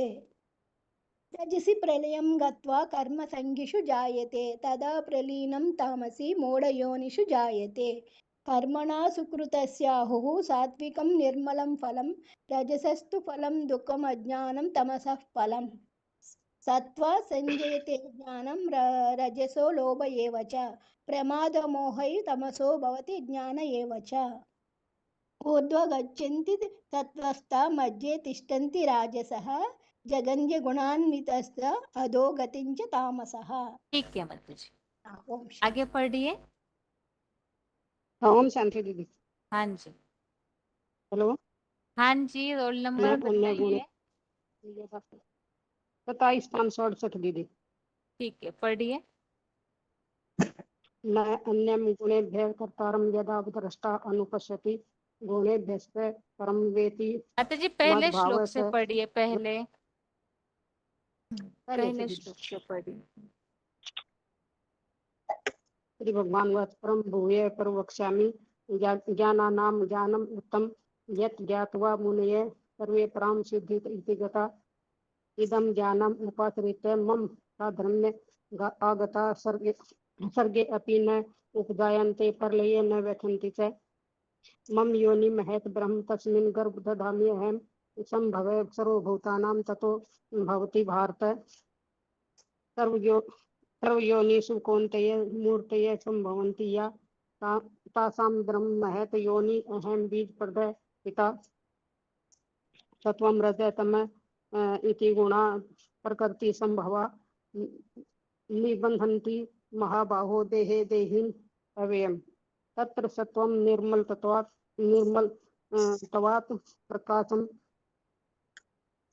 प्रकाशकम् अनामयं सुख संगेन बध्नाति ज्ञान संगेन च अग्नः।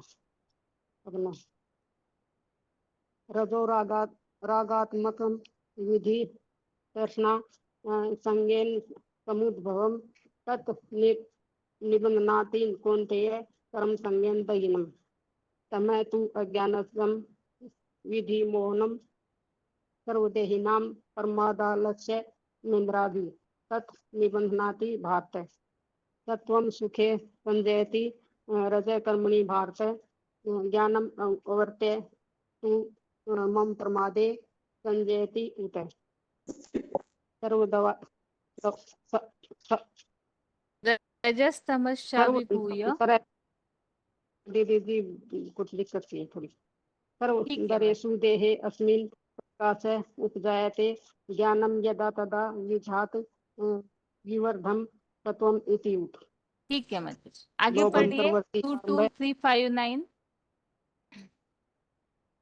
हाँ बहन जी, ओम शांति। हाँ जी पढ़िए 10वें श्लोक से पढ़िए माता जी 10वें 10वें श्लोक से। अच्छा, हाँ जी। ओम शांति। रजः तमश्च अभिभूय सत्त्वं भवति भारत रजः सत्त्वं तमश्चैव तमः सत्त्वं रजः सर्वद्वारेषु देहे अस्मिन् प्रकाशः उपजायते ज्ञानं यदा तदा विवृद्धं सत्त्वम् इति उत लोभ प्रवृत्तिः आरम्भ कर्मणा असंस्पृहा रजसि एतानि जायन्ते विवृद्धे भरत सर्व अप्रकाश अप्रवृत्तिश्च प्रमादः मोह एव च तमसि एतानि जायन्ते विवृद्धे कुरु नन्दन विवृद्धे कुरु नन्दन यदा सत्त्वे प्रवृद्धे तु प्रलय यान्ति देहभूत तदा उत्तम विदा लोकान् अम्लान् प्रतिपद्यते राजस्य प्रलयं गत्वा कर्मभङ्गिषु जायते तथा तमसि मोहयोनिषु जायते योनिषु आहु दुःखम अज्ञानम दुःखम। ठीक है माता जी आगे पढ़िए माता जी 10,769 पढ़िए माता जी। कहाँ से दीदी? 16 पहले श्लोक से। श्री भगवान उवाच परं भूय प्रवक्ष्यामि ज्ञानाना ज्ञान उत्तमम् यज्ञ ज्ञात्वा मनुया सर्वे परा सिद्धि इतागता इदं ज्ञानम् उपाश्रितं मर्म साधर्म्य आगता सर्वे अपि न उपजायन्ते प्रलये न व्यथति च मम योनि महद्ब्रह्म तस्मिन् गर्भं दधाम्यहम् सर्वभूताना ततो भवति भारता सर्वयोनिषु कौन्तेय मूर्तया संभवति या तासा ब्रह्म महद्योनि अहं ब्रिज प्रजपिता सत्वरज तम इति गुणा प्रकृति संभवा निबद्धन्ति महाबाहो देहे देहिन अव्ययः तत्र सत्व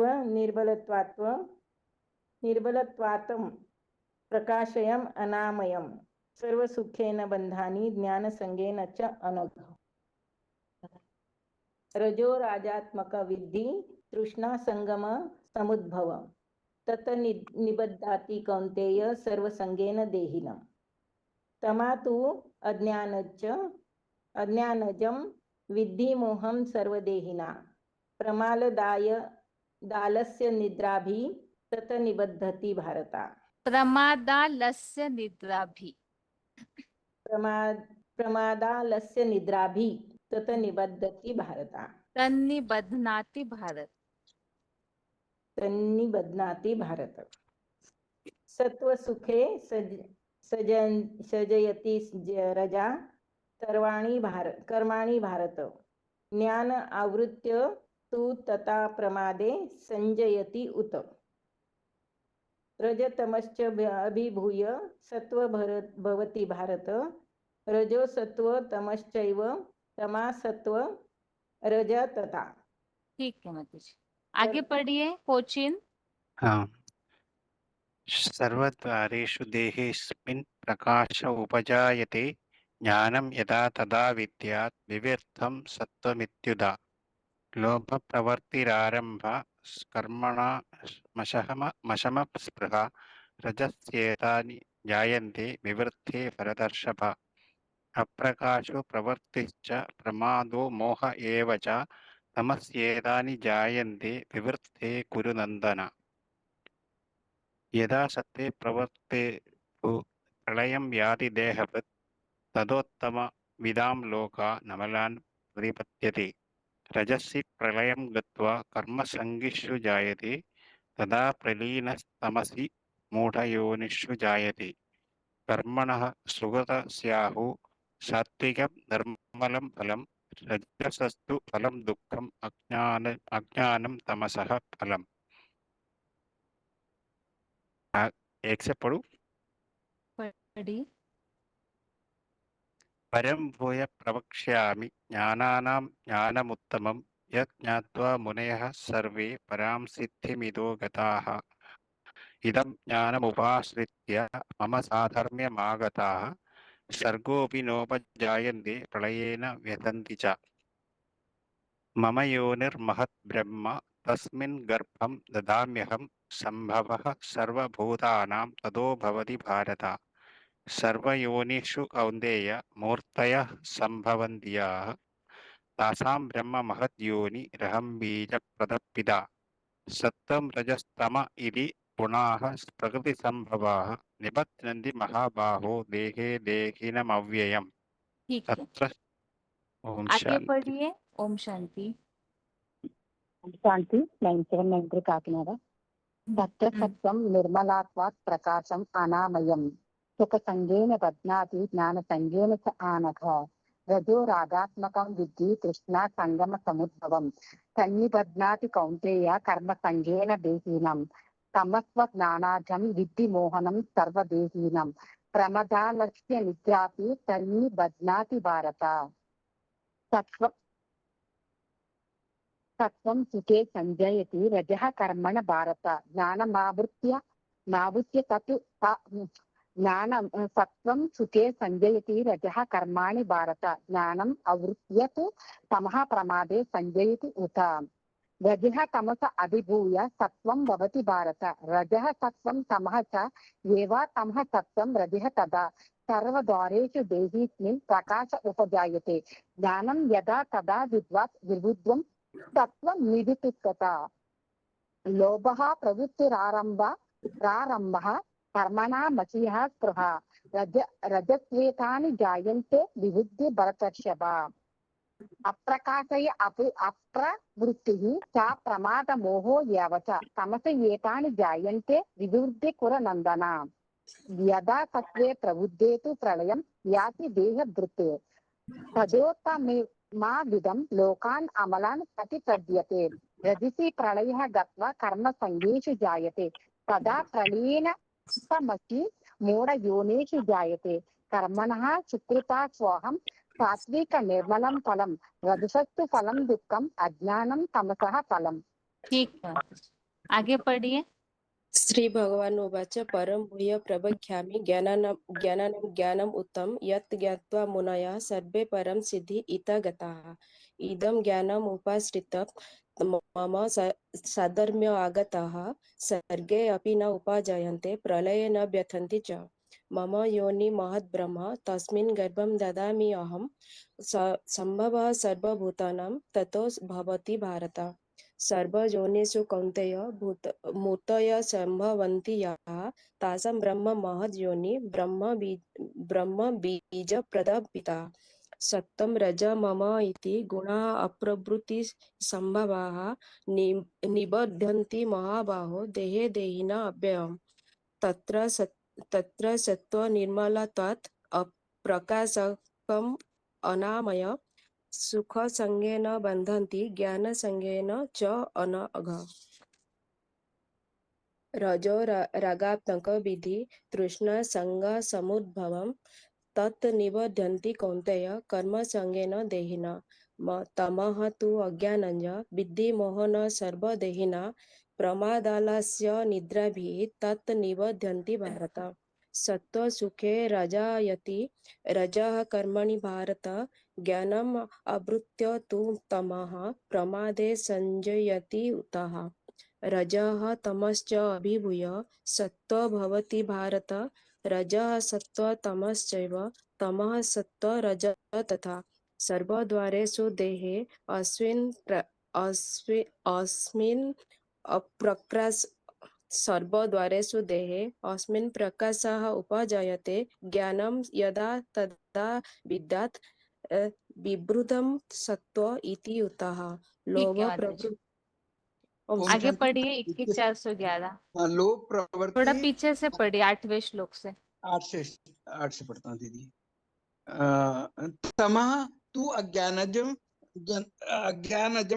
विद्धि मोहनम सर्वदेहिनां प्रमादालस्य निद्राभि ततः निबंधनाति भारत सत्वं सुखे संजयति रजः कर्मणि भारत ज्ञानम आवृत्य तु तमः प्रमादे संजयति उत रजः तमश्च अभिभूय सत्वं भवति भारत रजः सत्वं तमश्चैव तमः सत्वं रजः तथा सर्वद्वारेषु देहे अस्मिन् प्रकाशः उपजायते ज्ञानं यदा तदा विद्यात् विवृद सत्वम् इति उतः लोभः प्रवृत्ति आरंभ कर्मणाम् अशमः स्पृहा रजसी एतानि जायन्ते विवृद्धे भर्तर्षभ अप्रकाशः अप्रवृत्तिश्च प्रमादः मोह एव च तमसी एतानि जायन्ते विवृद्धे कुरुनन्दन यदा सत्वे प्रवद्धे तु प्रलयं यान्ति देवव्रतां तथा उत्तम विदां लोकान् अम्लान् प्रतिपद्यते रजसी प्रलयं गत्वा कर्म संगीषु जायते तथा प्रलीनः तमसी मूढ़ योनिषु जायते कर्मणः सुकृतस्य आहु सात्विकं निर्मलं फलं रजसः तु फलं दुखम अज्ञानम तमसः फलं सत्वात् ठीक है। ओम शांति। अभी टॉपिक के लिए अभी तो हाथ नीचे किए हुए सभी के, जिन्होंने भी टॉपिक रेडी किया है वो हाथ उठाइए। कोई भी टॉपिक जिन्होंने भी रेडी करके रखा है वो हाथ उठाइए।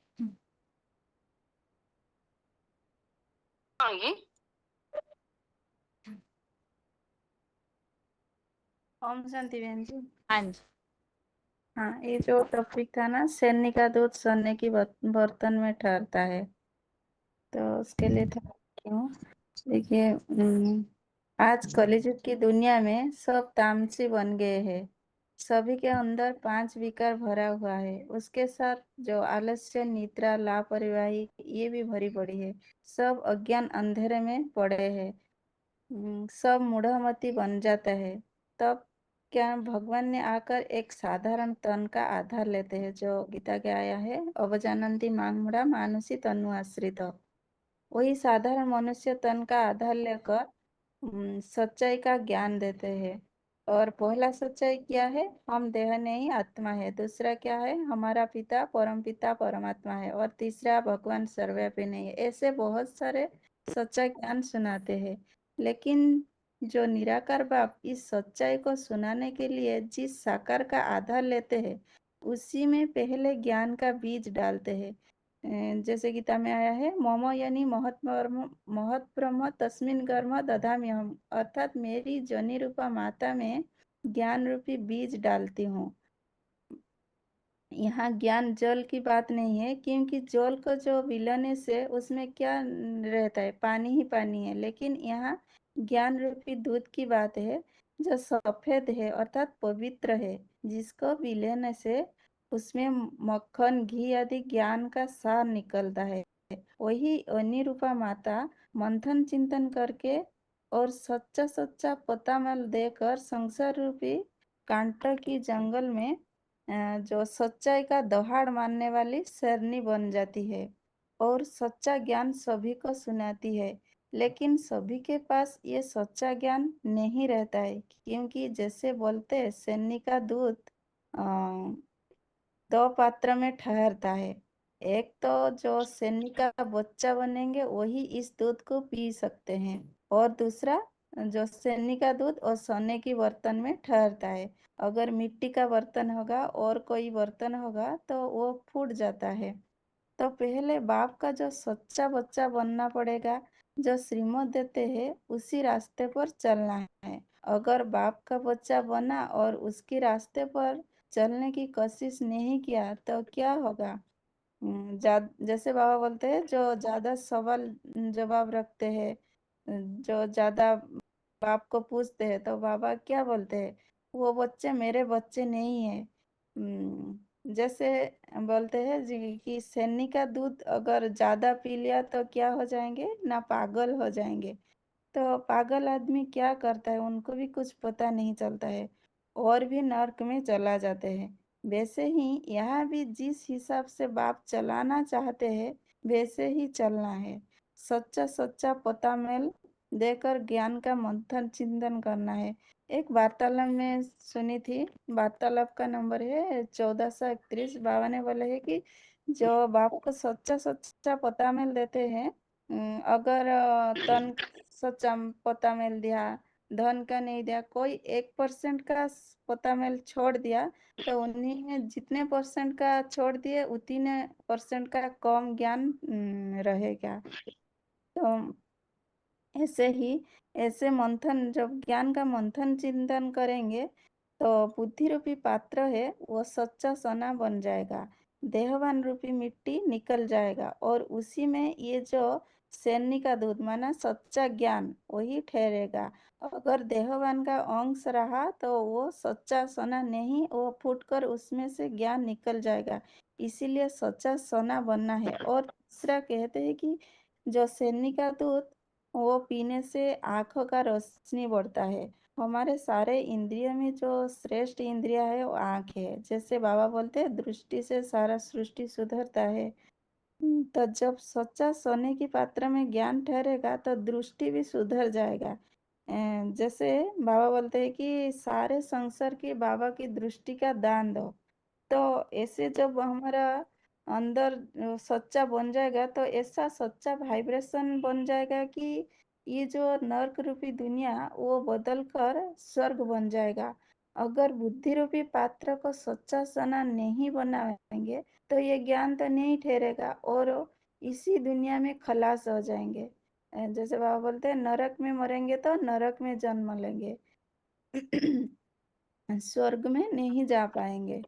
वही सच्चा सोना नहीं बनेंगे, जब बाप प्रत्यक्ष हो जाएंगे तब जिन्होंने अपन को सच्चा बनाए, वो गीता के अनुसार जो 11 का 36 में आया है, रक्षसिंह भीतानि दिश द्रवंती सर्वे नमस्यन्ति च सिद्ध संगा।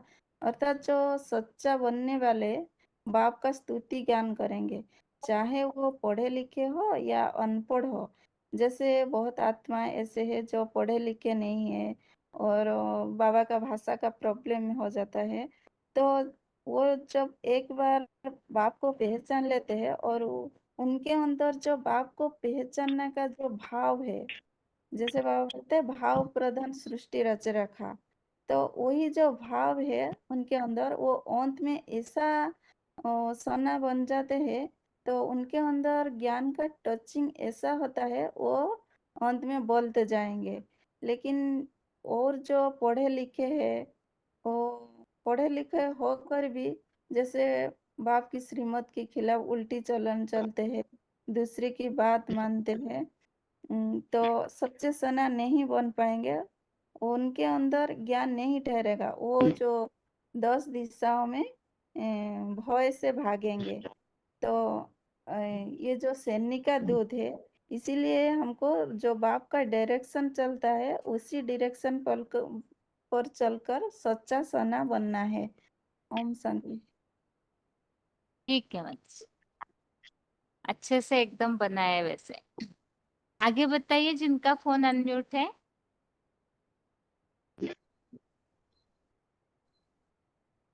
फोन अनम्यूट है किसी का, बताइए।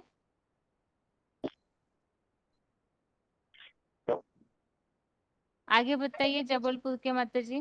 जी बहन जी, थोड़ा सा करा है बहन जी तैयार, मैंने बता हाँ रही जी हूँ बहन बताइए। जी। बहन जी जैसे सत्युग त्रेता से तम सत्व प्रधान रहते हैं तो हमारी बुद्धि सात्विक रहती है।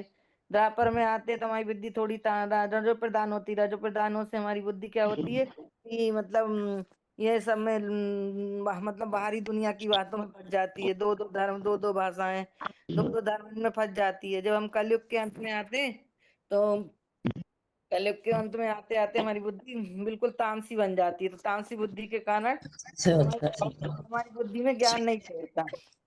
तो इसके लिए दिया है, इसके लिए भगवान बाप आते हैं। जब भगवान बाप हमें ज्ञान देते हैं तो हमारी बुद्धि अधिक तामसी होने के कारण नहीं ठहरता। फिर जिसके लिए गीता में दिया ना, काम तीसरे अध्याय का काम एवं क्रोधम एवं रजोगुण समुदा महासानु महापात्मा विद्धि विनिर्देश। तो क्या है कि काम और क्रोध, हमारा वो क्रोध बढ़ जाने से हमारी बुद्धि में बिल्कुल ज्ञान नहीं ठहरता। ज्ञान नहीं ठहरता और हमारी बुद्धि बिल्कुल तमो प्रधान होने से बुद्धि में। और इसका इसी का आगे का भी दिया है। धूम्रे देते वह यथा आदर्श मलेंचा यथा उलेन नवृतो गर्भम तथा। जैसे काले धुएं से अग्नि और मंदार्पण शीशा से अच्छी तरह से धातु से ढक जाता है, जैसे गर्भ मूत पलीति से बन जाता है। उसी प्रकार राजगुण की पैदाइश भ्रष्ट कर इंद्रिय दुष्टों से बुद्धि में ज्ञान ढक जाता है। इन सब कारणों से हमारी बुद्धि में ज्ञान नहीं ठहरता। और फिर जब हमारे संग ये पुरुषोत्तम संग में भगवान आके हमारी बुद्धि को ज्ञान का मतलब भगवान सच्चा सच्चा ज्ञान देते हैं और हमको तमो प्रधान से सतो प्रधान बनाने की विधि बताते हैं, तब हमारी बुद्धि में फिर से ज्ञान ठहरता है। ओम शांति है जी। ठीक है जी। ठीक है 26,285 बताइए। 26,285। शांति। हाँ जी मुरली में, हाँ जी मैं बोलता हूँ बहन हाँ, जी। नेटवर्क प्रॉब्लम है, बहन थोड़ा जी, खिड़की के पास खड़े हाँ, रहिए। मुरली में ये बात आता है हाँ मैं तो बैठा हूँ खिड़की के पास। Hello hello. हाँ जी बताइए बताइए।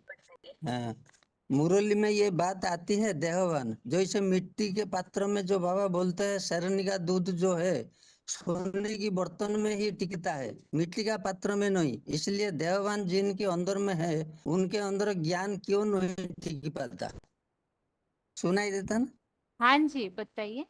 हाँ, उत्तर, मनुष्य जब कभी एकांत में स्थिर चित्त होकर कुछ समय बैठ जाए, अपने आप के व्यक्तित्व पर मंथन करता है और पूछता है कि मैं कौन हूँ, कहाँ से आया और कहाँ जाना होगा। ये प्रश्न का उत्तर देह से शुरू होता है। देह का नाम रूप स्थान काल आदि में अपना परिचय का उत्तर मिल जाता है। ये सब देहभान का परिचय। जब पिछला जन्म या भविष्य जन्म की बात आता है तब अपना आत्मा का स्मृति आ जाती है, क्योंकि आत्मा का जन्म जन्मांतर का पाठ पर पिछला या भविष्य जीवन का गति खुलासा होता है। आत्मा और शरीर ये दोनों चीज को लेकर मनुष्य एक जीवात्मा रूप में जन्म जन्मांतर पाठ बजाता है। गीता शास्त्र अनुसार ब्रह्मा का दिन 2500 वर्ष और ब्रह्मा का रात 2500 वर्ष, ये मिलकर 5000 वर्ष मनुष्य को जगत का ड्रामा का 4 युगों का 4 सीन में गुजरते हुए को देखने में मिलता है। ये बात गीता का अध्याय 8/17 श्लोकों में दिया है। द्विसहस्रार्ध वर्षाणां जत ब्रह्मणो विदु रात्रि युग सहस्रांतां प्रमाण में ते ओहरात्र विदु जनाः। ड्रामा का प्लान अनुसार कलि युग अंत में भगवान बाप सृष्टि पर आकर कलह क्लेश युगी दुनिया को परिवर्तन करके स्वर्ग की दुनिया बनाते हैं। इस समय को पुरुषोत्तम संगम युग कहते हैं। यहाँ मनुष्य एक भगवान से ज्ञान और राजयोग आहरण कर अपना तम प्रधान आत्मा और शरीर को सत्वगुण संपन्न बनाता है और पुरुषार्थ का जो पुण्य फल पाता है उससे सत्य और त्रेता युग में आत्मिक स्थिति में रहकर अमाप सुख शांति भोगता है। इस बारे में एक श्लोक है 2/41 2/41 व्यवसायात्म का बुद्धि रेखे कुरुनंदन बहु शाखा ही अनंताश्च बुधय अव्यवसायी नाम। फिर अधोमुखी ज्ञानी ब्राह्मण देव और क्षत्रिय लोग विशाल 2500 वर्षीय लोक स्वर्ग लोकों का सुख को भोग कर पुण्य कर्म की प्रारब्ध क्षण होने पर द्वैतवादी द्वापर कलिजुगी मृत्यु लोक में प्रवेश करते हैं और काम्य कामनाओं को पाते हैं। ये बात के लिए श्लोक है 9/21 ते तंग भुक्त्वा स्वर्ग लोकं विशालं क्षीणे पुण्य मृत्यु लोकं विशन्ति एवं त्रयी धर्म मनु प्रपन्ना गतागतं काम कामा लभन्ते। ये जो काम्य कामना ये आत्मा में बन जाता है, रजोगुण लोभ और आसक्ति से उत्पन्न होता है और उस रजोगुण आत्मा को सांसारिक कर्मों के प्रति आसक्ति होने से शरीर में बांधता है। ये बात 14/7 श्लोक में स्पष्ट है। रजो रागात्मक विधि तृष्णा संग समुद्भवं तन्निबध्नाति कौन्तेय कर्म संज्ञान दहीनम। आत्मा जब से शरीर के साथ बंधायमान हो जाता है तब से मनुष्य के मन में देहभान आ जाता है। जो आज का मुख्य आलोच्य प्रश्न है, मनुष्य के अंदर देहभान रहने के कारण चैतन्य आत्मा और जड़ शरीर अपवित्र तो हो जाता है और आत्मिक ज्ञान को फिर धारण नहीं कर पाता। इसका कारण भ्रष्टेंद्रिय का भ्रष्ट कर्म होना शुरू हो जाता है, श्रेष्ठ इंद्रियों का कार्य बंद हो जाता है। गीता में भ्रष्टेंद्रियों द्वारा कर्म को विपरीत कर्म या विकर्म कहते हैं। द्वापर कली में भगवान बाप का अनुपस्थिति कारण सनातनी अधूरी ब्राह्मण सो देवता बच्चे दूसरे धर्म के देहधारी धर्म पिताओं का आश्रय लेकर उनके प्रति प्रीत बुद्धि रखते हैं। उनके साथ संग लेने से देवभान बढ़ जाता है। हम जानते हैं दूसरे धर्म पिताओं ने द्वैतवाद से धर्म की जगह अधर्म फैलाते हैं। ये जो अधर्म फैलाते हैं उसका मूल कारण है कि उनकी बुद्धि विकारी बन पड़ी। ये कंस के कुशाब के अच्छी तरह से आ गए, इनकी बुद्धि भ्रष्ट हो गया। रिजल्ट क्या हुआ कि व्यभिचार भ्रष्टाचार और भी ज्यादा बढ़ गया। अपना धर्म स्थापना का बजाय और ही नरक स्थापित हो गया। बाद में कलियुग तो आया, अभी सब इस कलियुग में अभी इस कलियुग में सब देहधारियों का मूढ़ बनाने वाले तमोगुणों ने अज्ञान अंधकार से जन्म होकर लापरवाही, आलस्य और निद्रा द्वारा कलाहीन आत्मा को तामसी शरीर में बांध देते हैं। ये बात 14/8 श्लोक में है। तमस्तु अज्ञानजं विद्धि मोहनं सर्वदेहिनं प्रमादालस्य निद्रा भी तन्निबध्नाति भारत। तमो प्रधान मनुष्य अपना आत्मा का स्वरूप को भूलकर देह का पदार्थ का, देह के संबंधियों का साथ संग लेकर अपनों को जड़ मिट्टी तुल्य बनाते। यहाँ बाबा का बात आता है। एक तो शेरनी का दूध, ये इतना दुर्लभ है कि जागृत स्वप्नों में भी नहीं मिलता। फिर भी 5000 वर्षीय सृष्टि चक्र अनुसार भगवान बाप सृष्टि पर आकर एक बार जो आत्मज्ञान रूप अमृत दान करते हैं, जिसको बाबा ने शेरनी का दूध के साथ तुलना किया, जो आत्मस्थ ब्राह्मण रूपी सोने का पात्र, इसमें ये ज्ञानामृत रूप दूध टिकता है। परंतु देहभानी अधूरी ब्राह्मण जिनको मिट्टी के पात्र में रूप में तुलना किया, वहाँ वह ज्ञानामृत रूप दूध लीकेज हो जाता है, ठहरता नहीं, क्योंकि मिट्टी रूपी घड़ा में अनगिनत छिद्र है। ये छिद्र है पुरुषार्थ की कमजोरी। बाहर दुनिया के साथ बुद्धि लगाने से ये अवस्था होता है। बाहर की दुनिया यद्यपि पंप एंड शो से आवृत होकर क्षणभंगुर सुख देता है, फिर भी तम प्रधान मनुष्य क्या करने योग्य कर्म और क्या त्यागने योग्य कर्म उनको नहीं जान पाते। इसके बारे में एक श्लोक है, प्रवृत्तिं च निवृत्तिं च जनाः न विदुरासुरा न शौचं न पिशाचार न सत्यं तेषु विद्यते। फिर ये देहभानी सांसारिक आशाओं से सैकड़ों पदों में जकड़े हुए काम और क्रोध के वशीभूत होकर काम वासना को भोगते हैं, जगत को मिथ्या कहते हैं। ये दुनिया आधारहीन ईश्वरहीन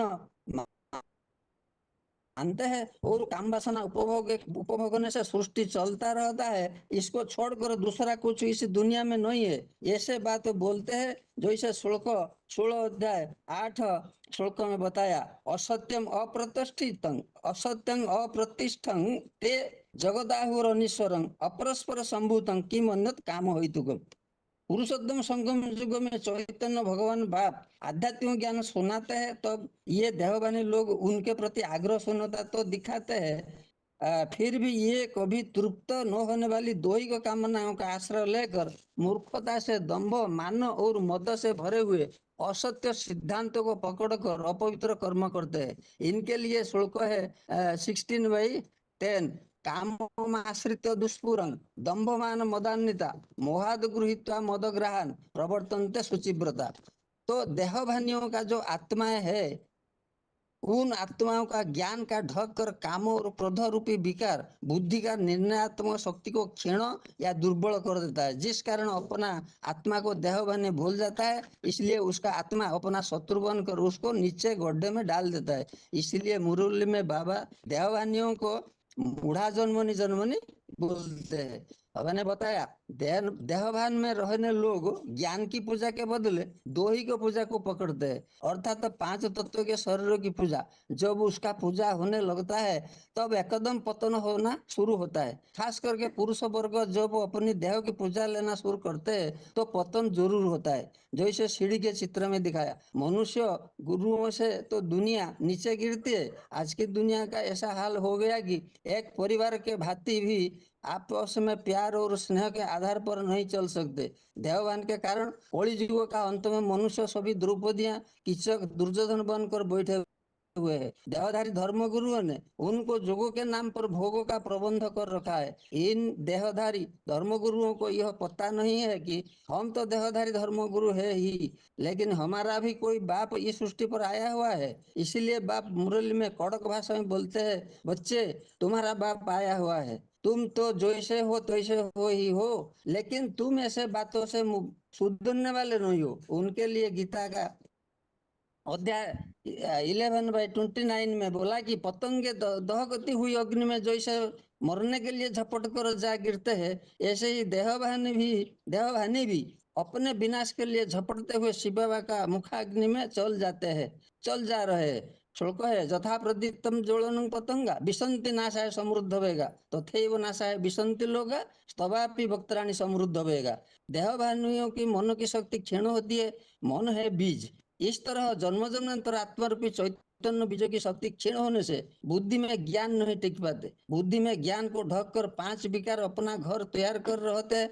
मनोरूपी आत्मा का बीज बार बार जन्म लेने से कमजोर होता है, जिस कारण शरीरों पे वृक्ष भी कमजोर हो जाता है। तो साबित होता है कि ये जो देहधारी अधूरी ब्राह्मण जिनको मिट्टी के पात्र कहा गया था, अपने मिट्टी रूप घोड़ा में अनगिनत छिद्र होने के कारण ज्ञानामृत रूप दूध यहाँ नहीं टिक सकता। बाबा ने मुरली में बोला, देह अभिमान वाले सर्विस कर न सके, उनसे खताएं होती रहेगी। दूसरा पॉइंट है, अगर उच्च पद पाना है तो बहुत खबरदार रहना है। देहभान के कारण कुदृष्टि होगी तो फिर लूले लंगड़े बन पड़ेंगे। बाबा ने बोला, बच्चे तुम देह अभिमान में आते हो इसलिए टकराते हो, इसमें देही अभिमानी बनो तो बाप की याद रहेगी और सर्विस में उन्नति करते रहेंगे। फिर बाबा ने बोला, आत्मा को देखने से ही कट उतरेगी, शरीर के देखने से कट चढ़ती है। कब चढ़ती है कब उतरती है ये चलता रहता है। VCD नंबर 1528 में बाबा ने बोला, अर्थात 1528 में बोला, देहभान बच्चों के एक कमजोरी। बाप आकर जब ज्ञान सुनाते हैं तब ज्ञान सुनकर देहभानी आत्म स्थिति को पकड़ते हैं, और जो आत्म स्थिति को धारणा नहीं करते वे कम जन्म लेने वाले हैं और कम कला वाले हैं। फिर जिनका देहभान रहता है वे द्वापर से कन्वर्ट होकर और धर्म में चल जाते हैं। इतना ही है देहभानी अधूरी ब्राह्मणों की बात, जो मिट्टी का पात्र रूप में पाठ बजाते हैं। बाकी एक सोने के पात्र के बारे में कुछ बोलता हूँ, वो है भगवत गीता का जो मुख्य नायक मनुष्य सृष्टि का बीज तथा जगत पिता स्व अवलंबन अर्जुन की बात। अर्जुन ने देहभान के कारण अपने देह के प्रति मोह, देह के पदार्थ प्रति मोह और देह के संबंधियों के प्रति इतना मोह रखा था जो उन्होंने अहिंसक न्याय युद्ध करने के लिए अपना तन बल मन बल सब नष्ट कर विवश हुआ पड़ता था। भगवान ने आकर सारे गीता का आध्यात्मिक ज्ञान सुनाई कर अपना चमकते हुए ज्ञान दीपक द्वारा द्वापर कली से उत्पन्न अज्ञान अंधकार रूप मोह को उखाड़ कर फेंक दिया और देहभान की नशा को नष्ट कर दिया और दुर्गति से उसको सर्वप्रथम उद्धार कर दिया। ये बात अध्याय 10/11 श्लोक में वर्णित श्लोक है, तेषां एव अनुकंपार्थं अहं अज्ञानजं तमो नाशयामि आत्मभावस्थ ज्ञान दीपेन भास्वता।